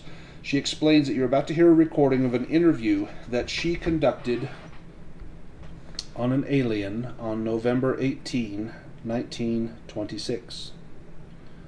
Agents had captured a Mi-Go 2 days earlier in the Himalayas. An attempt to film the interrogation was also made, but amazingly the creature did not appear on the film. When viewed, it was as if the doctor was talking to herself. She then shows you an artist's rendition of the scene, and this is a handout.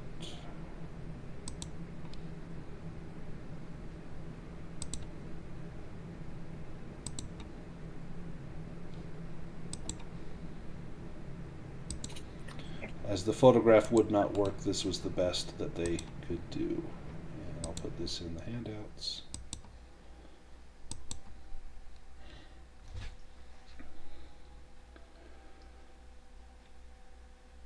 She then says that very painful electric shocks were administered to the alien to induce it to speak. And she then plays the entire recording. And this will be in a handout as well, and I'm going to go ahead and read it for you.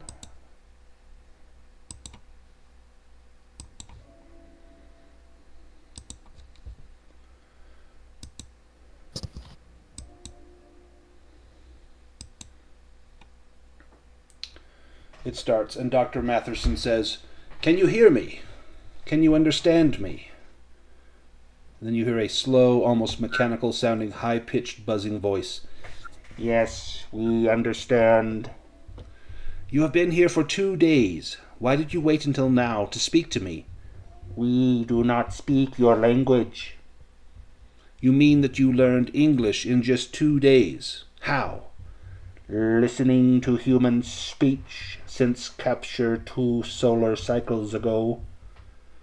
"It's amazing. So why do you wish to speak to me now?" "Hungry, require food." "Well, I've tried feeding you everything I can think of, but you haven't eaten anything." "Cannot consume food. You must return to mountain." "Well, I just can't let you go back to the Himalayas now, can I?" "We have not harmed you. Leave us to be left alone and in secret. No harm to you. Need food, will die." "Well, I'll see what I can do, but let's get back to the question, shall we? What shall I call you?" "We are Mi-Go." "Mi-Go, eh? We found you in the Himalayan mountains. Where did you come from before that?" "Far away. You do not know of it yet." "Yes, but what is it called? How far away is it?" "Very far. Food. Must have food. Soon." "I'll get you some food soon, but I must know more about this place." "Food. Food." "I warn you, if you don't answer my questions, I will be forced to administer an electric shock to make you talk." "Talk no more. We must have food. Food." A flurry of sounds lasts for 3 minutes of the recording. The cacophony seems to include an electric hum, the hiss of static discharge, a metal scraping sound, Dr. Matherson shouting for the Mi-Go to answer the questions, and an eerie, buzzing scream. Finally the subject speaks an almost unintelligible word. "Yuggoth, Yuggoth. We come from Yuggoth. And where is this Yuggoth? 9th planet in this system? You're lying. The solar system only has 8 planets. Am I going to have to turn the electricity back on? No. Your species has not found it yet. Well, what brings you to Earth, then? And there's a 10-second pause. I asked you, what is your reason for being on Earth? Food. I must have a return of the horrific sounds of an electric hum and an ear-splitting, high-pitched wail. 1 minute silence followed by buzzing sounds that began to form words. Iya, Iya, Shabnigoroth, black goat of the woods with 1,000 young. Iya, Iya, Nyarlathotep, release me. This repeated 3 more times. Then the subject falls silent. The electric hum is heard and further high-pitched wailing. It appears that the subject, this Migo, has died. Its head is no longer changing colors, and the process of decomposition appears to be advancing rapidly.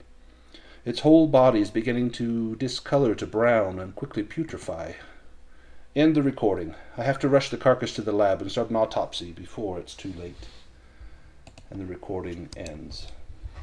Well, I mean, is this ethical? And Dr. Matherson ignores you. She says, there are costs to discovery. I need all of you to make a sanity roll. Everyone will gain +1 percentile to your Cthulhu Mythos skill for hearing the horrific sounds of the creature being electrocuted. Yay. Oh, Arthur. Oh, man. Goodness. Oh, everybody's failing. We're all coming up Millhouse, except for Mildred. Mildred's good. How about Marian? Nope. Ooh. Okay. Definitely not. Mildred, you don't lose any. Let's see, this will be for Gerold, Jebediah, and Marian. You will lose 3. Oh, yikes. Okay. Arthur, you will lose 5. Oh, jeez. Then I'm going to give everyone a +1 to your Cthulhu Mythos skill. That'll just take me a second here. Youngest.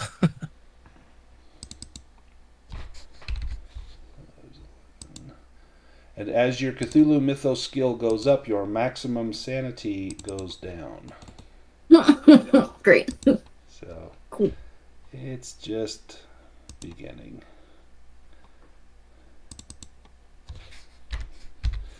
Poor Millie, she started out yesterday, everything was fine. Now she's hearing torture and been given handguns, had some Scotsman getting fresh with her. It wasn't all bad. No, it wasn't all bad. I would say, she's saying, ever since the Great War, there has been much discussion about the way that prisoners should be treated, and it seems to me that this is not how you would treat a prisoner of war. Is this a war? Ooh, You said it was a war. give me a roll for that. That's going to be intimidation. She's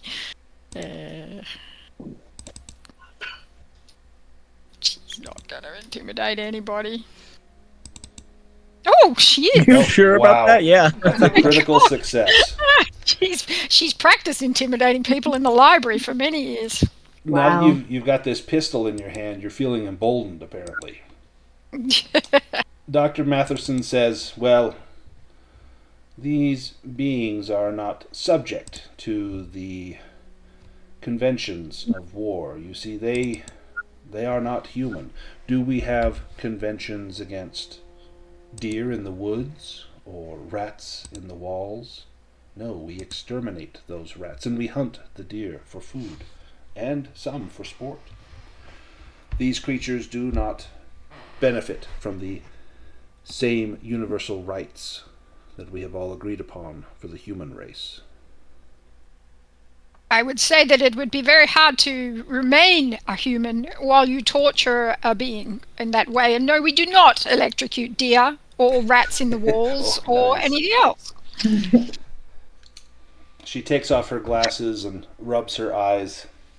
Yeah, of course, Millie hasn't actually seen these creatures yet or Nope. been terrified by them, so she's not in the same state that you guys are all in, where you're going, yes, torture it! Yep, So- you've just seen a drawing and heard a recording that sounded absolutely cruel. And she says, Miss Pilton, I agree with you in principle. And if we could find out their intention, if they meant us harm, which it does appear that they do, but if we could find out if they were peaceful, we would surely negotiate a peace. That is why... It did say that it hadn't harmed anybody, but I find that hard to believe with what I've been told of the other experiences, and she looks at the others. Yes, I fear that this creature was lying to us. They are filled with lies. And while I regret for our methods to try to extract information, you see, this was the only time we've been able to communicate with them face to face. And we felt this was our best chance to get that information. But I think going forward, a more gentle approach might be called for. Would you be willing to assist me if, when the time comes, we take another captive? Would you help I me surely to question would. it? It said it wanted food. Could you not have given it food? We've tried. We've given it every sort of food we could think of. Vegetable, the flesh of animals. We've given it milk and cheeses, fungi. It did not seem to want any of those. Right, so that is some research for me as we go forward. Then I will see if I can find something we could feed a prisoner. Yeah, we don't know what they eat. We don't know how to keep them in captivity. And we would greatly desire to know this information. I will not be a part of electrocuting anybody, though. In fact, Millie, give me with your new science biology skill, give me a roll. Science biology. Biology. She's not too bad at natural world, but she's not great at biology yet. Pretty dang good at biology. Wow. You definitely suspect that there has to be some sort of substance they would eat here on Earth. If they are here in Cobb's Corners in Vermont, there must be a source of food. Otherwise, why would they stay? And clearly they're staying here. So whether they bring their own food with them from beyond the stars, or there's food here suitable to them, you make that your mission. That's what you can do for Mr. Abelard. You can find out how to keep them in captivity rather than how to kill them outright. I love that. Me too. Now, after you hear the recording,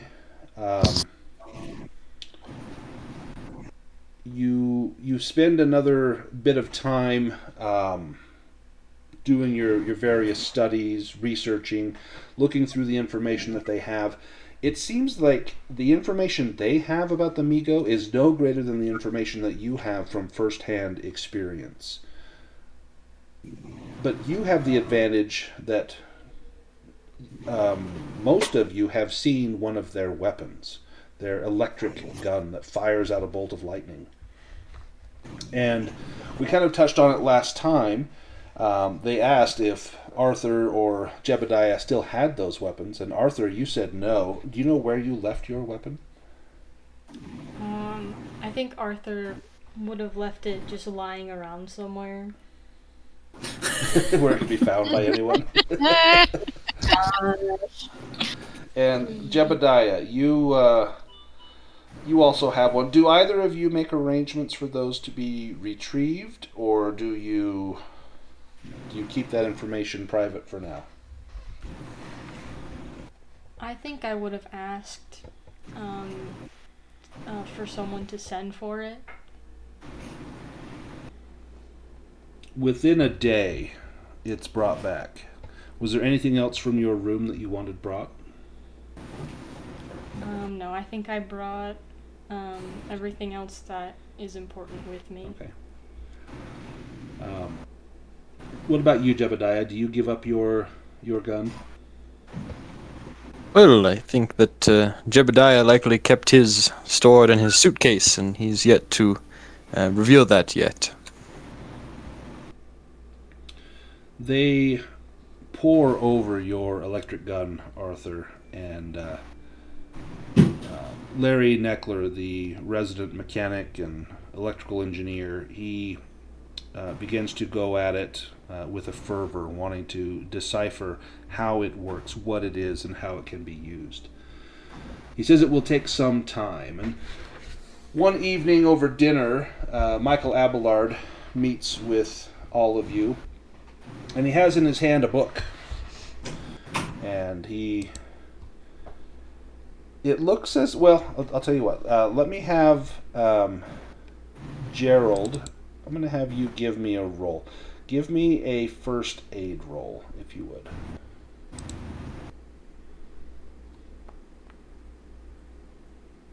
Okay. You can tell that tonight Michael Abelard's acting a little differently. He's maybe a little more free with his speech, a little less proper and powerful, and maybe a little more friendly than usual. And you get the sense he's perhaps been drinking, and maybe this alcohol has perhaps loosened his tight tendencies to keep things to himself. He has in his hands a book, and he sets this book down on the table. And let me grab it.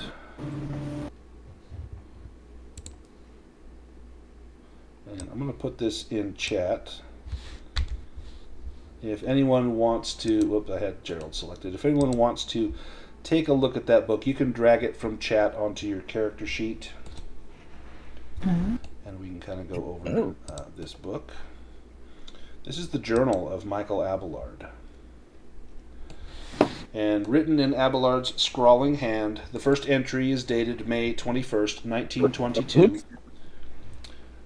Just days. Sorry. Oh no, perfect. That's how you do it. You click on the initial reading. You'll get all the benefits from it. So you got the mythos points. You were exposed to a traumatic event. So as you are looking at this while he's kind of talking, Gerold, you're flipping through it and you see what's in there. You're going to have an involuntary reaction. What is that involuntary reaction that you have? The other ones I know sort of are like, well, I think maybe, I can't think of anything that's not super disruptive. Jeez. Well, it probably would be disruptive. It could be like a Well, scream, yeah, but like, a laugh, a yeah, I snort. suppose. You know, maybe you Yeah. drop the book. Yeah, I think Gerold has done this before, and what happened before was he just couldn't couldn't help but laugh. I just can't think of like plausibly how that fits the scene, but Yeah, so you probably start laughing as you're looking at this, and Marian like snatches the book like, "What are you doing? What's so funny?" I just put that 3. Have you hit your daily? Oh, you have. Oh, shoot. oh, whoops. Okay. Yeah, well, we took 3 earlier. Yeah. Yeah. Well, Gerold, do you want to click on the Bout of Madness real time button?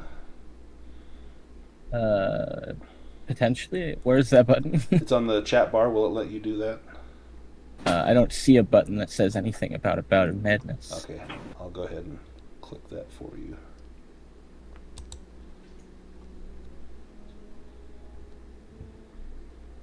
Let's see. Did it do it? Just trying to quickly read this. It's easier to react to it when I know what I'm reacting to. Right.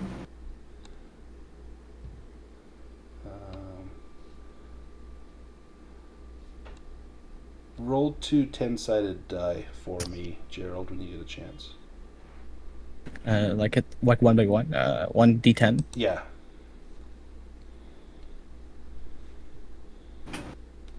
And then roll 1 more.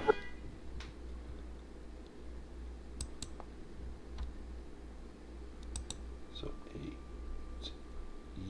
have... Oh, okay, so perfect. So for 4 rounds, it's physical hysterics or an emotional outburst. You are incapacitated laughing, crying, screaming, etc. for 4 rounds. What you mentioned that you laughed, so you just began laughing, kind of cackling wildly as you're looking through this? Yeah, I think he starts reading this and like hearing about the man and then seeing this like the thorough research. It just all feels so meaningless and it's just silly.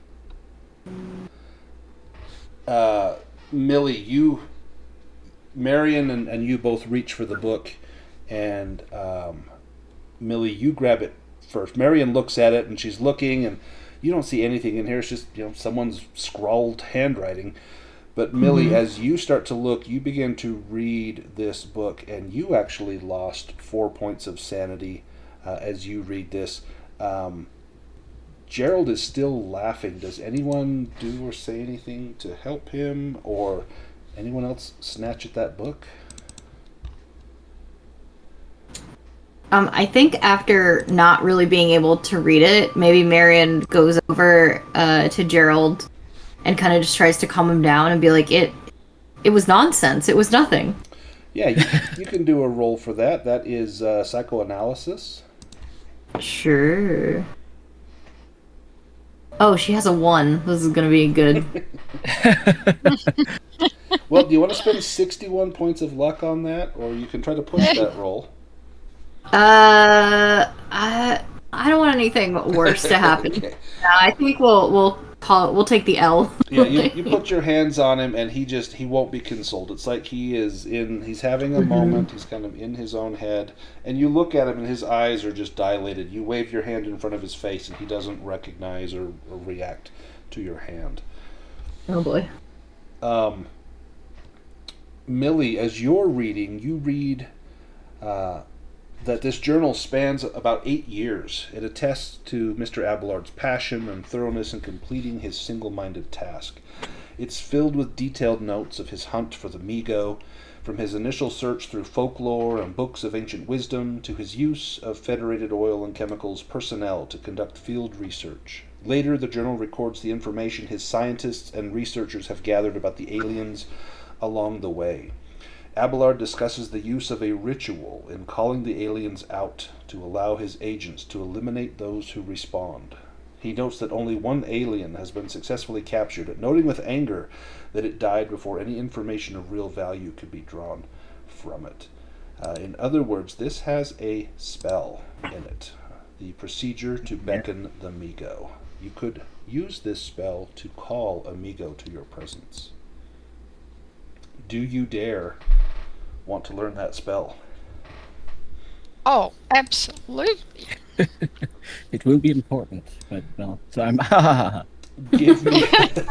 That's my trauma. That's my trauma is watching him laughing in the book. That was awesome role playing there, Luke. By the way, to throw the laughter in. Give me an intelligence roll, Millie. You need to get a hard success. You need to beat a 42 on your intelligence to learn the spell.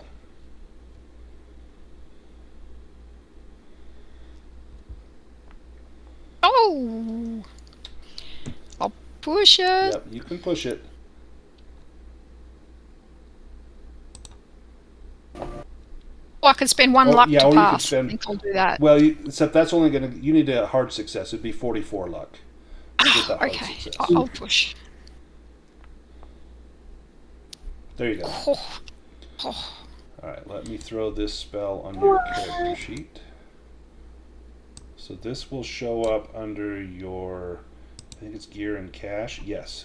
So the first time you want to cast this, there's a procedure that you do. But once you've successfully cast it once, you can cast it anytime. So this spell says it must be cast at the base or the top of a high mountain in a range known to be mined or visited by the enigmatic spacefaring race, such as the Appalachians, the Andes, the Himalayas, and certain peaks in Central Africa. This will, let's see,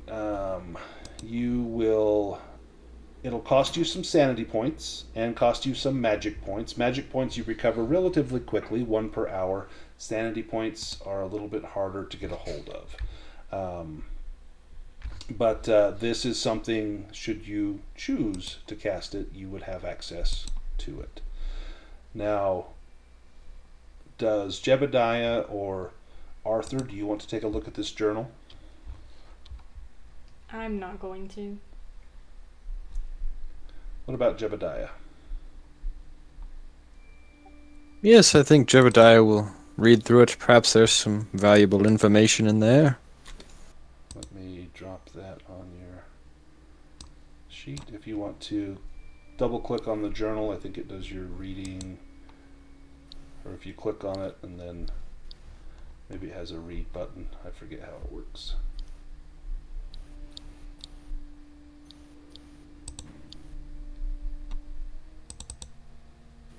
Double click and then initial reading when the little pop-up pops up.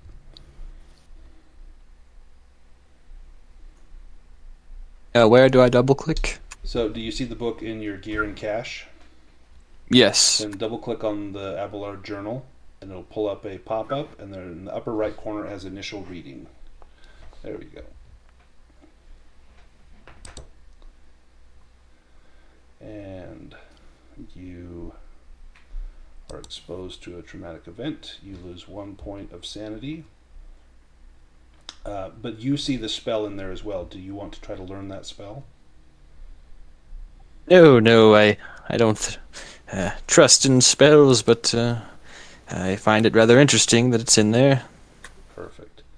Now, Gerold, you have, and this will be good for Tina. So, Gerold, you have indefinite insanity, but you're in a very good place to have it because there's psychotherapists here. So, Tina, with insanity, it comes in 3 flavors. There's temporary insanity, which you get if you lose 5 points in a single go and then fail an intelligence roll.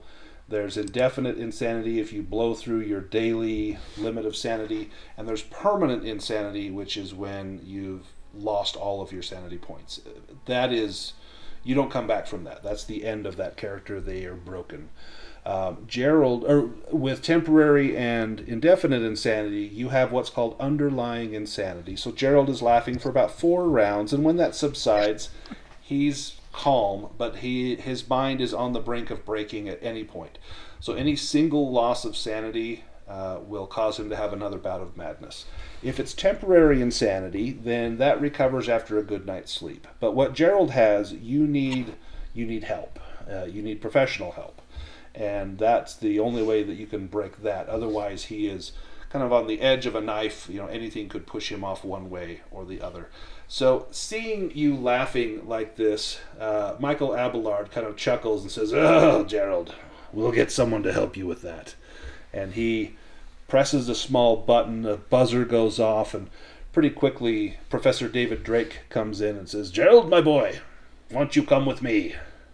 Yes, your joke's quite funny, I'm sure. Come with me if you would. And Gerold, give me a D100 roll.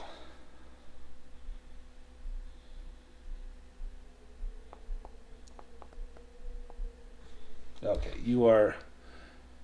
He spends some time with you. He actually uses hypnosis on you to essentially give you amnesia over what you saw in that book. And it's relatively quick, but you don't know how long-lasting that's going to be. But that's going to lift that indefinite insanity for you, at least for the time being. Now... His daily is 5, so, any one bad sanity roll. Is going to absolutely crush you. Yeah, that's just how it goes. Now, I'm going to say to the others, is that young man going to be all right? I believe this is going to be quite a terrifying and dangerous... This is all fully intellectual for her at the moment. This is going to be a terrifying and dangerous adventure. Is he going to be all right? The other 3 look at you like, this happens all the time. What are you talking about? Jebediah, what do you think? Is Gerold going to be okay? Oh, yes. It's simply been an exciting few days for the young lad, but I know that Gerold's made of sterner stuff. He shall be fine, I'm sure of it. It's good to hear it. He was always very quiet in the library, so this laughing over a book is a little bit unusual. Well, he's had a few events similar. I wouldn't worry too much. He'll be all right. Give him a few days. Well, he's picked the right place to have a breakdown anyway. Mr. Abelard raises his hand, and it's trembling slightly, and he says, the reason I've asked you all here is, well, reports have reached me of a discovery of a few mutilated bodies in a small city in Canada, just across the border, a place called Latuque. I think the deaths are connected to the Migo, as the tops of the victims' skulls had been sliced off and the brains removed. There's a hilly, forested mountain region around Latuque and, forested hills and forests. The mountains are some miles off. But I think the Migo are involved, and I want you to go to Latuque and check into the matter yourself. We will, of course, cover all expenses. We're still making preparations for Vermont, and I think your time will be best put to good use in this endeavor. Steel yourselves. Ensure that you are up to the task in Vermont. Simply find out what's going on and see if the Migo have a presence in Latuque. I have a private airplane that will transfer you to Quebec, and I've wired to have one of my men, Nicholas Thibault, he's a former lawyer. He'll meet you on arrival. If you have time to grab your bag, the plane can be in the air within the hour. What do you say? Are you up for it? Or have I chosen the wrong lot? Of course we're up for it. That's why we're here. That's what I want to hear you say. Now, Millie must be aware that you may come across something terrible. You've not experienced this before like the rest of us have. But stick with the others and you'll be just fine. I hear you've taken an interest in trying to capture and feed and preserve and treat with kindness these creatures, and well, you've a kinder heart than me. This may be a good opportunity for you to see them up close and decide for yourself if they should be saved. Well, you catch more flies with honey than with vinegar, as my old mother used to say. So, yes, it's very true, very true. So then, when that laughing fellow gets back, Mr. Rawlinson, how about we put you on a plane to Canada? Don't have your passport? Don't worry. I know people in Canada. We'll get you across the border with no problems at all. What say you?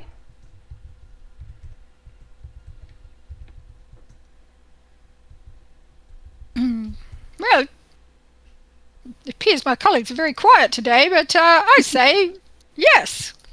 Why should today be different than any other day? Oh. When I brought you along, Millie, I knew that you wouldn't put up with any tomfoolery. And that one, and he points at Arthur, nothing but tomfoolery from that one. He looks innocent, but let me tell you, that boy walks in his sleep. I'm convinced of it. Oh, no, sir, no tomfoolery from me. I can assure you. I saw you walking down the hall near my room the other night. At least it looked like you. Smaller, perhaps. Well, I don't think it Then was maybe me. it wasn't him. Yeah. I had the same glasses and those little pimple scars on your cheek. They were... it was you, I'm convinced. Your hair was quite messy and you were going around saying you needed a change of clothes. I sent you away. Don't you remember? Oh, that's just a little problem of mine. No tomfoolery, I can assure you. I kept calling you Arthur and you told me that wasn't your name. Your name was something else. I forget what it was. Oh, well, that might be important if it wasn't me. Rusty, Rupert, something. Rufus, that was it. Told me your name was Rufus. I told you to go back to bed. Now for Tina, Arthur, who is Rufus? Rufus is my imaginary best friend. That you thought only you could see. Yeah. So that's a little spooky. When you hear that he has seen Rufus, give me a sanity roll. Arthur's best friend looks like him, but smaller. Like a young child, like, oh, awesome. Yeah, you're no problem, because you see Rufus all the time. You're like, why wouldn't someone else see Rufus? So, this one here, keep an eye on him, Millie. He sneaks around at night. I will keep an eye on him, but I have read of tulpas, for instance. Perhaps it was something like that. Oh, tell me about this. What is this? If you think about something enough, sometimes it comes to reality. Of course, I've never experienced it myself. This is all just from my book reading. Well, like if it happens all the time. Like I could say, I'm thinking about a whiskey. Well, probably in that case, someone would in fact materialize a whiskey beside you, but I don't think that's exactly the same thing. Almost as if by magic, the door opens up and Peter comes in with a little tray and a small scotch on there. Your whiskey, sir. Peter, look, I imagined it and it became true. Millie, you're a genius. Now, tell me, this plane is waiting. Shall we not see what we can find in Latouk? We shall. Excellent. Let me take us to a map. This is a map of Latouk, Quebec. So it's a city in northern central Quebec, and it's on the Saint Maurice River. It's isolated in a huge hilly forest zone in the heart of the Maurice region. It was built at the start of the 20th century upon the site of a former trading post. The indigenous Ataqui people originally inhabited the territory. However, in the early 1850s, settlers were drawn to the area to exploit the forest's resources, and the town was built upon the pulp milling industry. By 1904, the Brown Corps, an American paper company, had bought the neighboring land and constructed a pulp mill powered by electricity from a dam, and the town proper was born. Although called a city, Latouk appears quite small by American standards, and certainly doesn't come with the hustle and bustle of the ones in the USA. The streets and sidewalks are wide, and trees and grassy lawns surround most of the houses and businesses. Many buildings proudly bear the Canadian flag, and pedestrians are well wrapped against the chilly air, traffic at a minimal. When you arrive, there is someone to see you. Your airplane arrives at the Aerodrome Saint-Louis in Quebec City, and from there a taxi takes you to the Gare du Palais, the Palace Station, and then you're directed to take the Canadian National Railway. With first-class tickets awaiting you, you arrive at the Latouk Railroad Station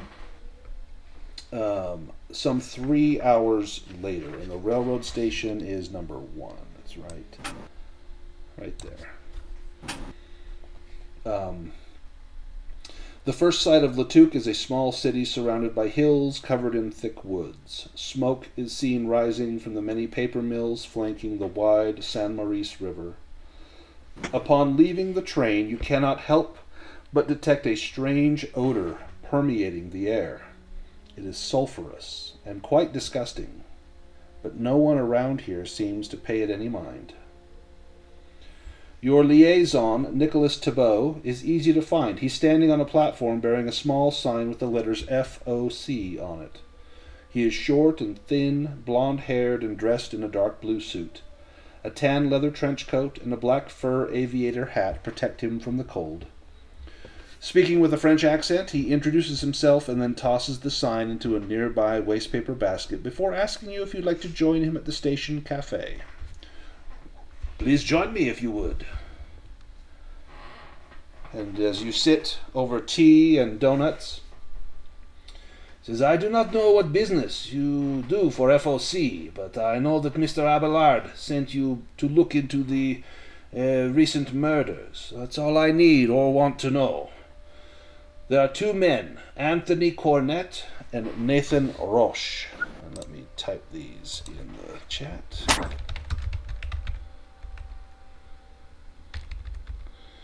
Cornett, Nathan Roche. Oh, spelled Roche wrong. There we go. There are two men, Anthony Cornett and Nathan Roche, recently found dead under strange circumstances. Both were rumored to be living on the streets. I was able to discover from a contact that I have on the police force that the tops of their heads and their brains were missing. Although you must know that Detective Julien DeMargo should be a good contact with the police. Now, this strange smell you have perhaps noticed around the city, you get used to it. It comes from the paper mill. So, put down Detective Julien DeMargo.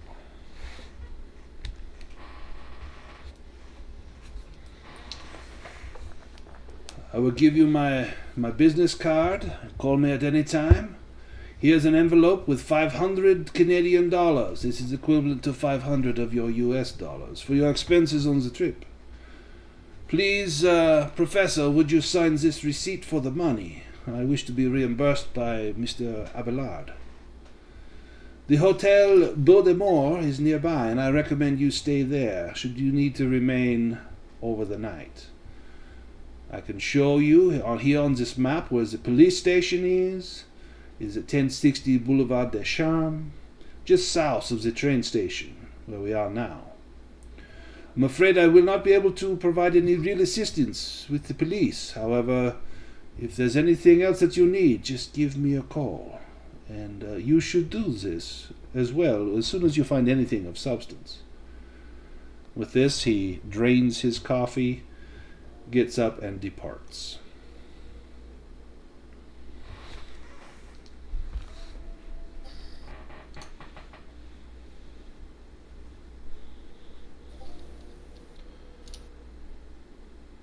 Where do you go from here? So this is, you guys have been here before, right? No, we've never been No. here. Okay. No, we've been to Cobb's Corners, which is Yeah, okay. America. Right. Well, this is my first time in Canada. How fascinating. I would prefer that it didn't smell like sulfur. I mean, that's not a good sign, is it? Yeah, it's really bad. It's really off-putting. Does all of Canada smell like this? Mm-hmm.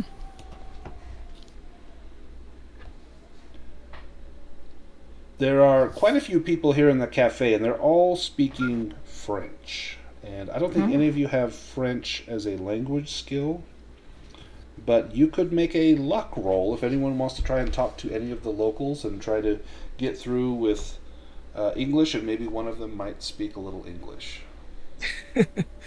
Yeah, Latin's not going to help here. Oh, very Oh, nice. By the skin of your teeth. Yeah. You see an old man, and he's sitting reading a newspaper. And the newspaper is in English. It's the New York Times. Marian will walk up, say, hello. Well, hello yourself. Oh, you speak English? Yes, I do. I have family here. I've come to spend the cooler months here. It's quite nice once you get used to the smell. Oh, does it always smell like this? It does. You see, the paper mill is the largest business here, the industry, and there's some sort of system they use. I don't know exactly what it is. It's the acids that they put in there. Sulfur and water softens up the wood pulp, and, well, believe me, you do get used to it, though it will reek in your clothes forever, I'm afraid. I hope those aren't your best clothes there. Oh, is it safe to breathe this? Well, I suppose it's probably not for the best, but there's no higher than normal incidence of death or illness here in town, although, and he opens up the paper and says, you go to New York City, you're far more likely to be killed there than you are here with the air. So I find the air invigorating, if not a bit, well, smells like rotten eggs. But the older you get, the less you can smell, and so it's much easier to tolerate. Marian's like, something to look forward to, I guess. Did, you mentioned deaths. Have there been any strange ones in the area lately? Well, there was something about 2 men who were found recently slain in town. I don't know the details. I think they were homeless. I think they were vagrants. We don't get a lot of news about that. It's just simply reporting that another homeless person is frozen or died from alcohol abuse or drugs or some such. But yes, there were a few now that I think of it. Kind of bizarre. They said the bodies had been horribly mangled. I can't imagine what that might be.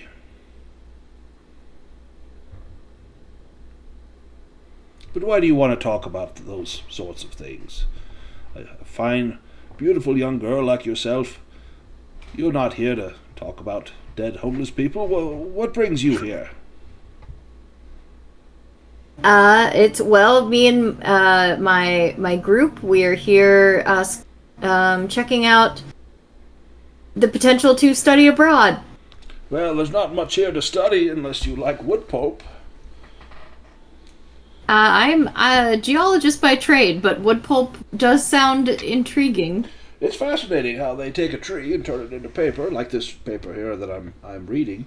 As far as geology, I don't know if you'll find much here. There's no mines or any fossil fuels or anything of the sort. The mountains here are quite old, granite, and well eroded at this point. You'd have to go a bit further to find anything large and spacious. Oh, further like where? Well, further into Quebec, you go 100 miles, you'll find some fascinating strata of the sedimentary sort. I understand that they've found quite a few fossils in there as well. An old primordial sea or something. Oh, fascinating. Above the table, is there anything else we want to know?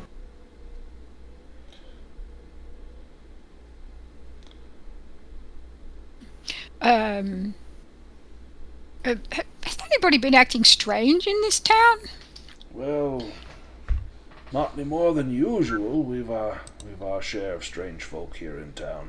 Every now and then we'll get a few people that act a little overly concerned about the rights of others, and a few people that think that the old King George is not doing his best, and that perhaps we need new leadership in town. But I'm just an old man. I just want to read my paper and enjoy my coffee in the mornings, smell the stink of the pulp mills at night. That's not too much to ask. I would, however, advise you, in the evenings, don't go out alone.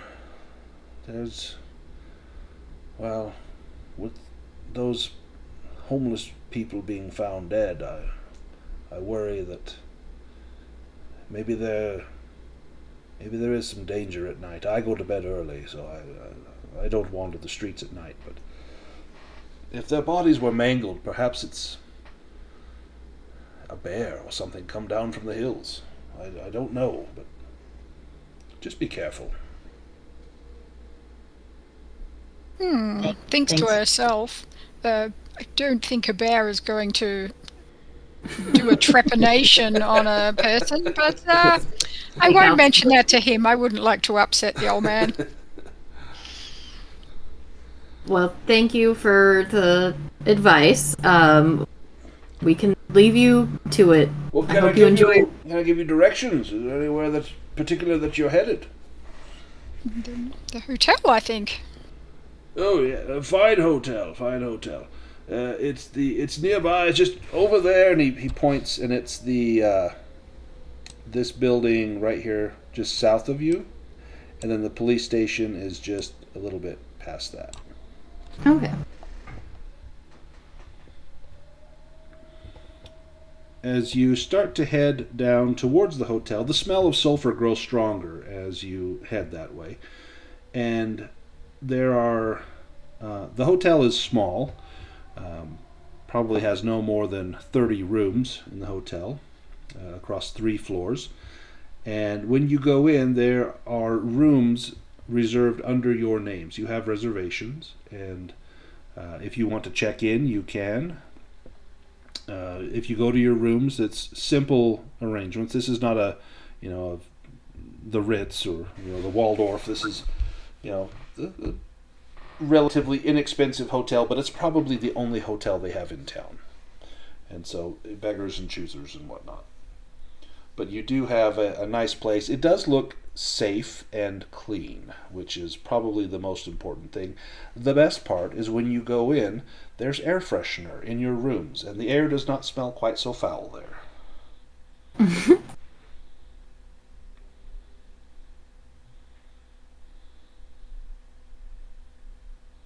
Oh, Millie puts her carpet bag on the bed and starts taking out things and finds a pair of hiking knickerbockers that she's going to wear if we go up into the mountains. And, well, I'd hope to get some lovely fresh air, she says to herself. But I guess that some people do go to take sulfur water and things, so I'm sure it won't be too bad for us. But, yes, it's a shame about the fresh air anyway. Anyone else have anything they want to do here at the hotel? No, I think that perhaps it'd be best if we went and visited that police officer that we were given the contact information for. I think Julian that might be the best place to get some information. Just a short distance from the hotel is the police station, and there you find a short, overweight man with combed-over black hair. His brown suit is heavily creased, his thick jowls are unshaven, but his black boots are freshly polished. He asks you, Yes, what's your business? Well, we are here on behalf of the Federated Oil and Chemical. We are investigating that little mishappening you had a few weeks back, yes? Oh, yeah, forgive me. I'm sorry. I didn't realize you were on official business. You can't be too certain. I thought you were press. Yes, please, follow me. And he takes you down a white corridor lined with doors. And the second door to the left leads to his office. It's a small, square, white-walled room lined with filing cabinets with a desk against the west wall. There's a window that looks out to the north, and once you're there, he squeezes behind his desk and slumps into his seat. He tells you, you're here for information about those 2 men, yes? Well, yes, that is our reason. Anthony Cornett was the first body discovered, and he was discovered over near the foot of the mountains. Dumped in the woods near the Rue Elizabeth. We could find no trace of the top of his head or of his brain. The medical examiner said a saw was used ante-mortem, or pre-death, to remove his upper scalp and cranium. Cornett was a mill worker. He was laid off some months ago. By the condition of his clothes, I suspect he was sleeping on the streets, but a card on his body for a homeless refuge called the what's the name? The YMCFC, the Young Men's Christian Fellowship Center, over there on the Rue de Coteau suggests that he'd spent some time there. And let me mark that on the map. And Detective, I trust that you have these remains in a secure location, yes? 1 second. Let me get this up here.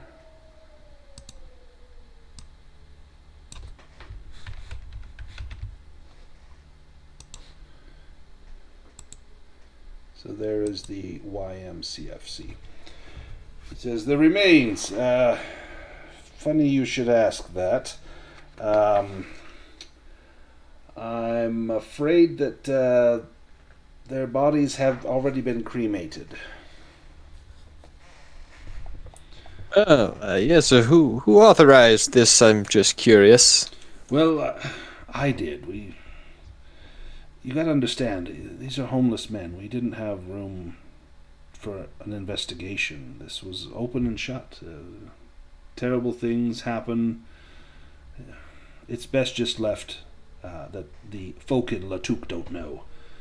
But believe me, we're doing what we can. This other man, Nathan Roche, he had no identification per se, but there we go. But his name was on the tags of his clothes, and he was found on the outskirts of the woods near Rue Roy. And his brain and upper skull were also missing. His name is French, but we assumed he was local, although none of the officers recognized him. I tried talking to some of the local homeless men, but nothing of value came from it. A sketch of the deceased was distributed locally, but no one's come forward to say that they recognized Roche. I wish I knew what had happened here. Perhaps they were both in some kind of bizarre mill accident. There's not much credence to that, though. But maybe they run afoul of moneylenders or gangsters. We don't have trouble with that sort here. But if you find anything out, just come back here and let me know. With no family to claim them, like I said, the remains have already been cremated. But I don't know how... I don't have the manpower here to spare to help you in your inquiries, but just follow the footprints, and I'm sure you'll find whatever you're looking for. Yes, and one final question for you, Detective. I need you to think hard about this. When you inspected the remains, albeit briefly likely, how precise were the cuts on the craniums? Oh, well... It wasn't an amateur, let me tell you that. It's not like someone hacked at him with an axe. This was a saw. This was intentional. I think this was a message being sent. I think these two men had run afoul of someone or something that meant them harm. I think they probably had gambling debts, if you ask me. And I think that perhaps some of the local criminal element in Quebec may have tracked them down here as they sought to escape their debts. Well, and when you say precise, do you think that perhaps it's precision, as in surgical precision? Give me a roll, Professor. This is going to be a... you can either do a persuade roll, or if you... you can do medicine if you really want to hit him up with, like, details about the cuts.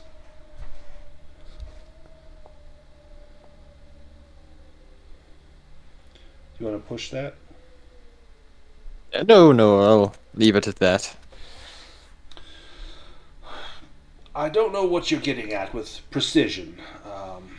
The skin was cut around the top of the head, the forehead, and the skull was completely cut through, and the brain had been scooped out. This was... Well, we never did find the top of the head, if that interests you at all. I would almost dare to say that a man could fall asleep on the train tracks and have the train simply sever the top of his head off like that. I would expect to find more damage to the skull, perhaps crushed, but I think that would do it. Perhaps that's how these men were dispatched. Oh, you mean Well, two people fell asleep on the railroad and had the top of their head cut off, one after the other?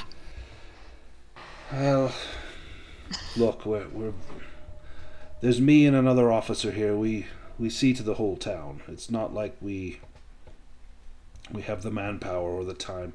These were homeless men. There's little can be done. I'm sorry. Well, Detective, I'm sure you've done your best, and I thank you for the information. That's all that I have to ask. If any of my colleagues have any questions, I'm finished. Millie, give me a law roll.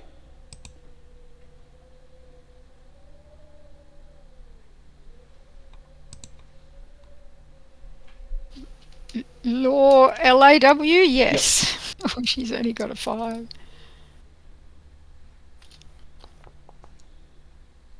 No. No. Yeah, you don't know the Canadian laws as far as the police and investigations go, but maybe you feel like, I'm a stranger here. Maybe I don't want to upset the boat. Gerold, what do you think of all this?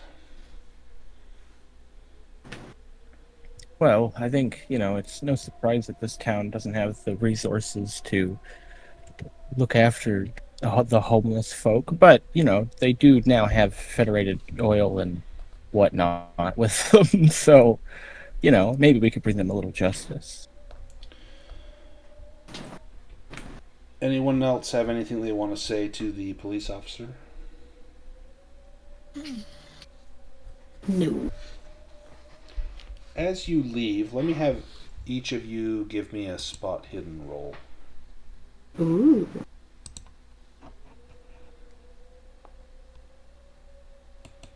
Oh, nice.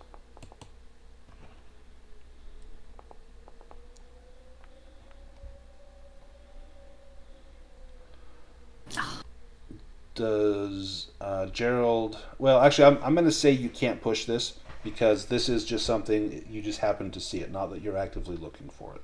So I would say a push wouldn't count on this, but this will actually benefit everyone. Gerold and Jebediah, as you walk out of the police station, you see a billet. It's pasted onto the side of a building, and you don't read French unless you have any French skill. You can give me what's the skill I'm thinking? If you have Latin, you can give me a Latin roll. Oh, that sucks, because Gerald's good at Latin, but he did not do his spot hidden. Well, if the two of you pointed out to Gerold, maybe Gerold can try that Latin roll. Could I make a luck roll? Perhaps I picked up some French. I was fighting in France. Yep, you were. You were in Belgium. Yeah, give me the luck roll.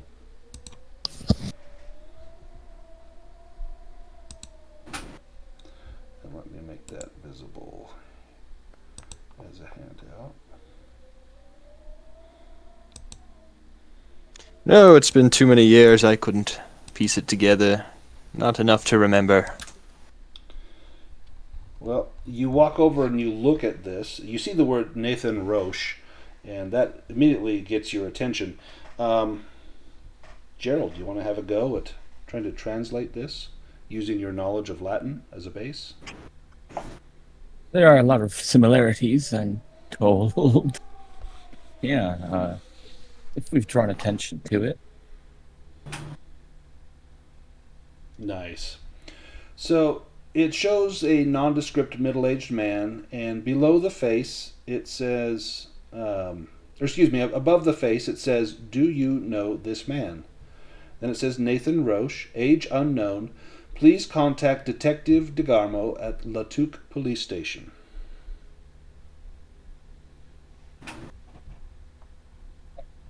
Sounds like we just did that. Yeah, at least he's trying to find out what happened. Yeah. Or was he? Is this just saying he was missing? Yep. So this is like a side of a milk carton kind of thing. Have you seen this person? gonna pop my head back in the police station and ask, for this man, how long had he been missing? Oh, it's been some time now. Let me think. When was it that they left? Oh, it's been 2 weeks at least. Maybe 20 days. And who came to you to say that he was missing? Well, we found his body, and we found the name, but we didn't have any other information. There was no identification on him, so we hope that that's him. We just saw his jacket had the name Nathan Roche stitched into a tag. Oh, so you would like someone to walk into the police station here and say, I saw him as I cut the top of his head off. Well, it makes our job quite easy, doesn't it? Okay, I get it now. Okay, thank you. I wondered if somebody had actually cared about the man and that we could go and speak to them. No, but that's our hope, is that someone will recognize the picture and come say, I know that man. That's not Nathan Roche. Or that this Nathan Roche fellow will show up and say, hey, this man stole my jacket. Either way would give us good information as far as who that man was that was slain not far from here. You're welcome to go and see the location where his body was found. That would be wonderful, thank you. So somebody just assumed the top of his head looked like that then? Well, one would hope. His hair may have been quite different on top. He may have been bald, for all we know. Our skilled artist, who's, my brother over there, he did the best that he could, and, well, it may not be precise. Well, that is fair.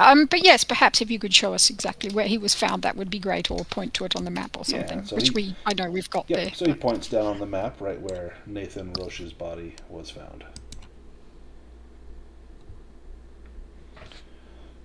Do you head over there?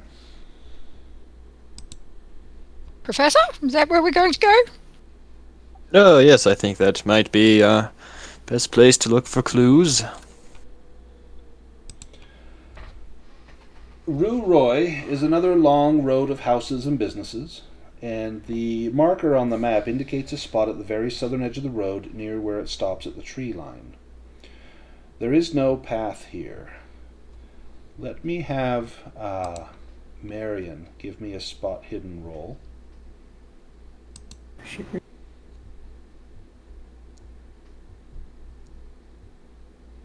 Oh my goodness. Wow. Give me a track roll instead. Oh boy.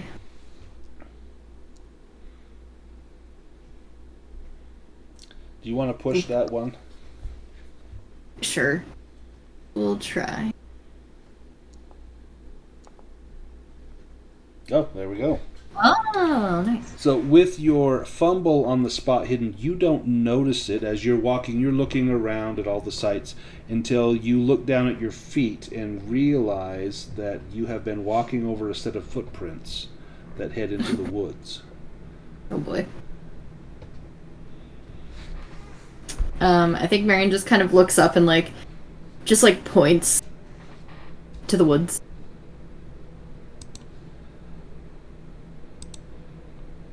Do you guys want to go into the woods? Oh, yes. Well, if you see something, please. Oh, I should have put my knickerbockers on. Well, following the footprints leads you into a small clearing, and you can see drag marks. It looks like two single lines in the dirt, roughly 2 inches or 5 centimeters wide, and let me have Jebediah give me a roll on this. This is going to be track as well.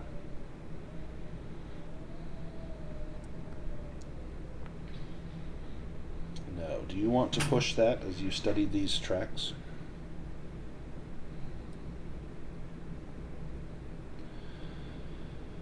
You deduce that this was likely some sort of travois, like the 2 sticks that you might have with a netting between to drag something. It could, if you don't have wheels, you skid it along the ground, and a travois makes the points small. This could have been like 2 large sticks or logs being drug through here. Oh yes, but travois is usually pulled by a horse, if I'm not mistaken. Yes, and so that's what's curious here is, you don't see horse hooves, but something was dragged through here. And those drag marks continue for around 100 feet or 30 meters into the woods. And once you're there in the woods, let me have everyone make a spot hidden roll as you're looking around.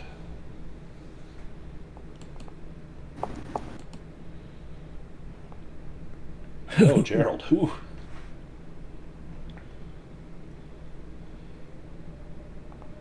Oh, Marian. Jeez. Goodness. This is like your worst rolling ever, Alex. This has been awful. Yeah, this campaign is just worse for me.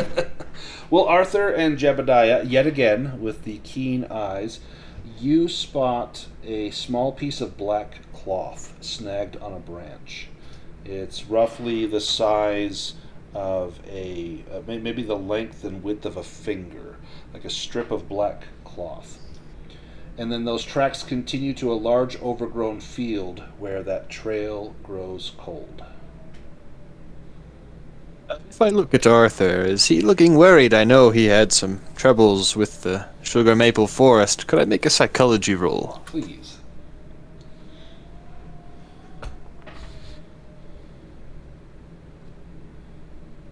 Oh, you missed it by 3. Do you spend luck, or do you want to push that? Oh, there you go. Nailed it. One thing that maybe you know about Arthur is Arthur has a phobia. It's called xylophobia. And you were correct. Arthur developed a fear of forests while in that sugar maple forest. And as you look over at Arthur, what's going on with you? Well, I know that somebody's body was found in this forest, so obviously I'm thinking this is a dangerous place, and I don't know what's gonna happen to me or anyone while we're out here.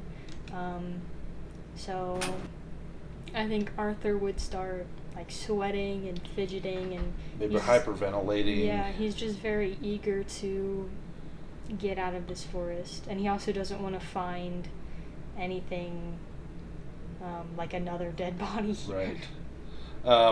Jebediah, you're mindful of this, and you look over and you see Arthur beginning to pant, mouth open, tongue slightly sticking out, eyes wide, looking nervous. And because you did this preemptively, this will not force a sanity roll for Arthur. Nice. And Jebediah, you immediately go over and make eye contact with Arthur, and much as you used in the war, you begin to talk Arthur down from this ledge that he's put himself on. And what do you say to Arthur?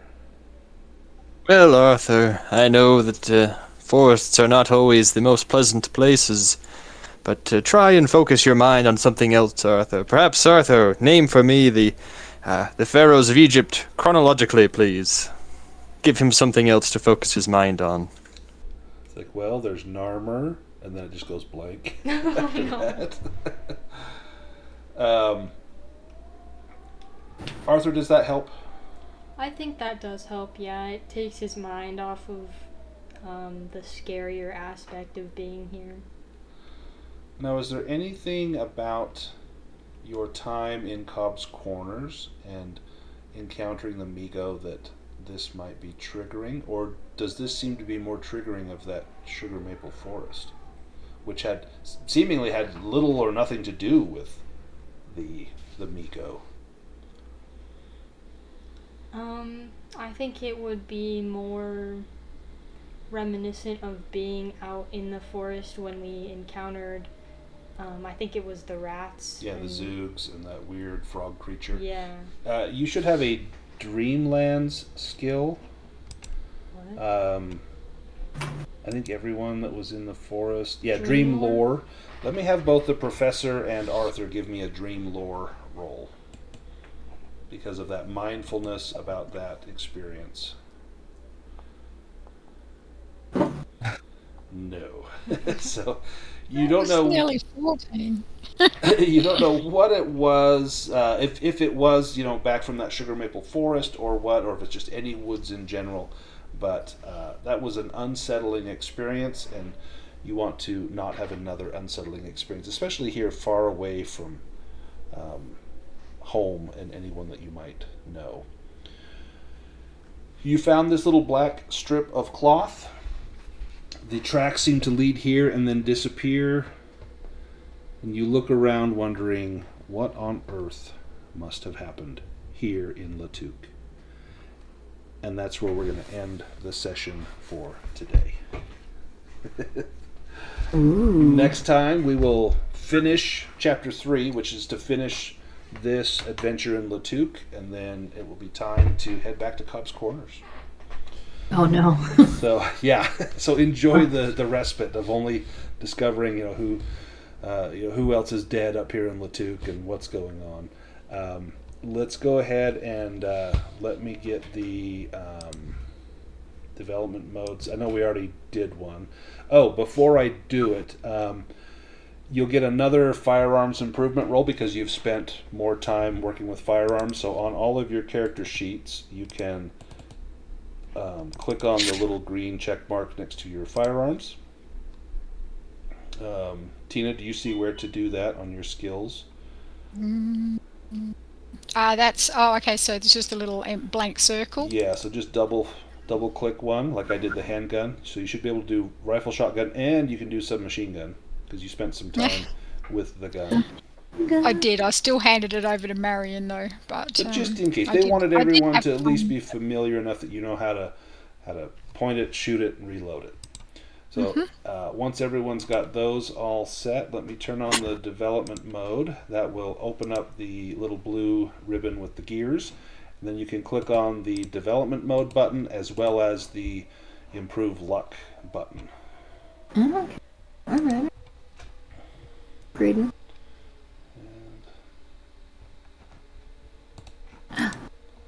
Is that recover luck, right? Yeah. Okay. So let's see how we did. So Jebediah, your shotgun went up a lot, and submachine gun went up by 1, so that's good. Arthur, your handgun and rifle went up, and did you not take the submachine gun, Arthur? I didn't know. Oh. Do you have the skill on your sheet? Yes. Okay, let's just give you an improvement roll on that one. I'll click it for you. Oh, no, that won't do it. See if you can do that now, Arthur. I'll give you just a chance to improve it. And then, let's see, and then Marian, rifle went up, submachine gun went up by a lot, and tracking went up, so only by 1%. That stinks. And that was a hard roll to get, too. Jebediah with a ton of luck, Marian with a ton of luck. Millie, man, all the gun stuff went up. Yeah. And nice, science went up. And Gerold, all the gun stuff went up by a good amount. And your Latin improved, which is awesome. And no luck for Arthur, no luck for Gerold. Millie got luck. And Arthur, your submachine gun did go up. Excellent. Let me get that turned off. So the next time we meet, we will start right where we left off in this little wooded area near Latuq, or near where we found Nathan Roche's body.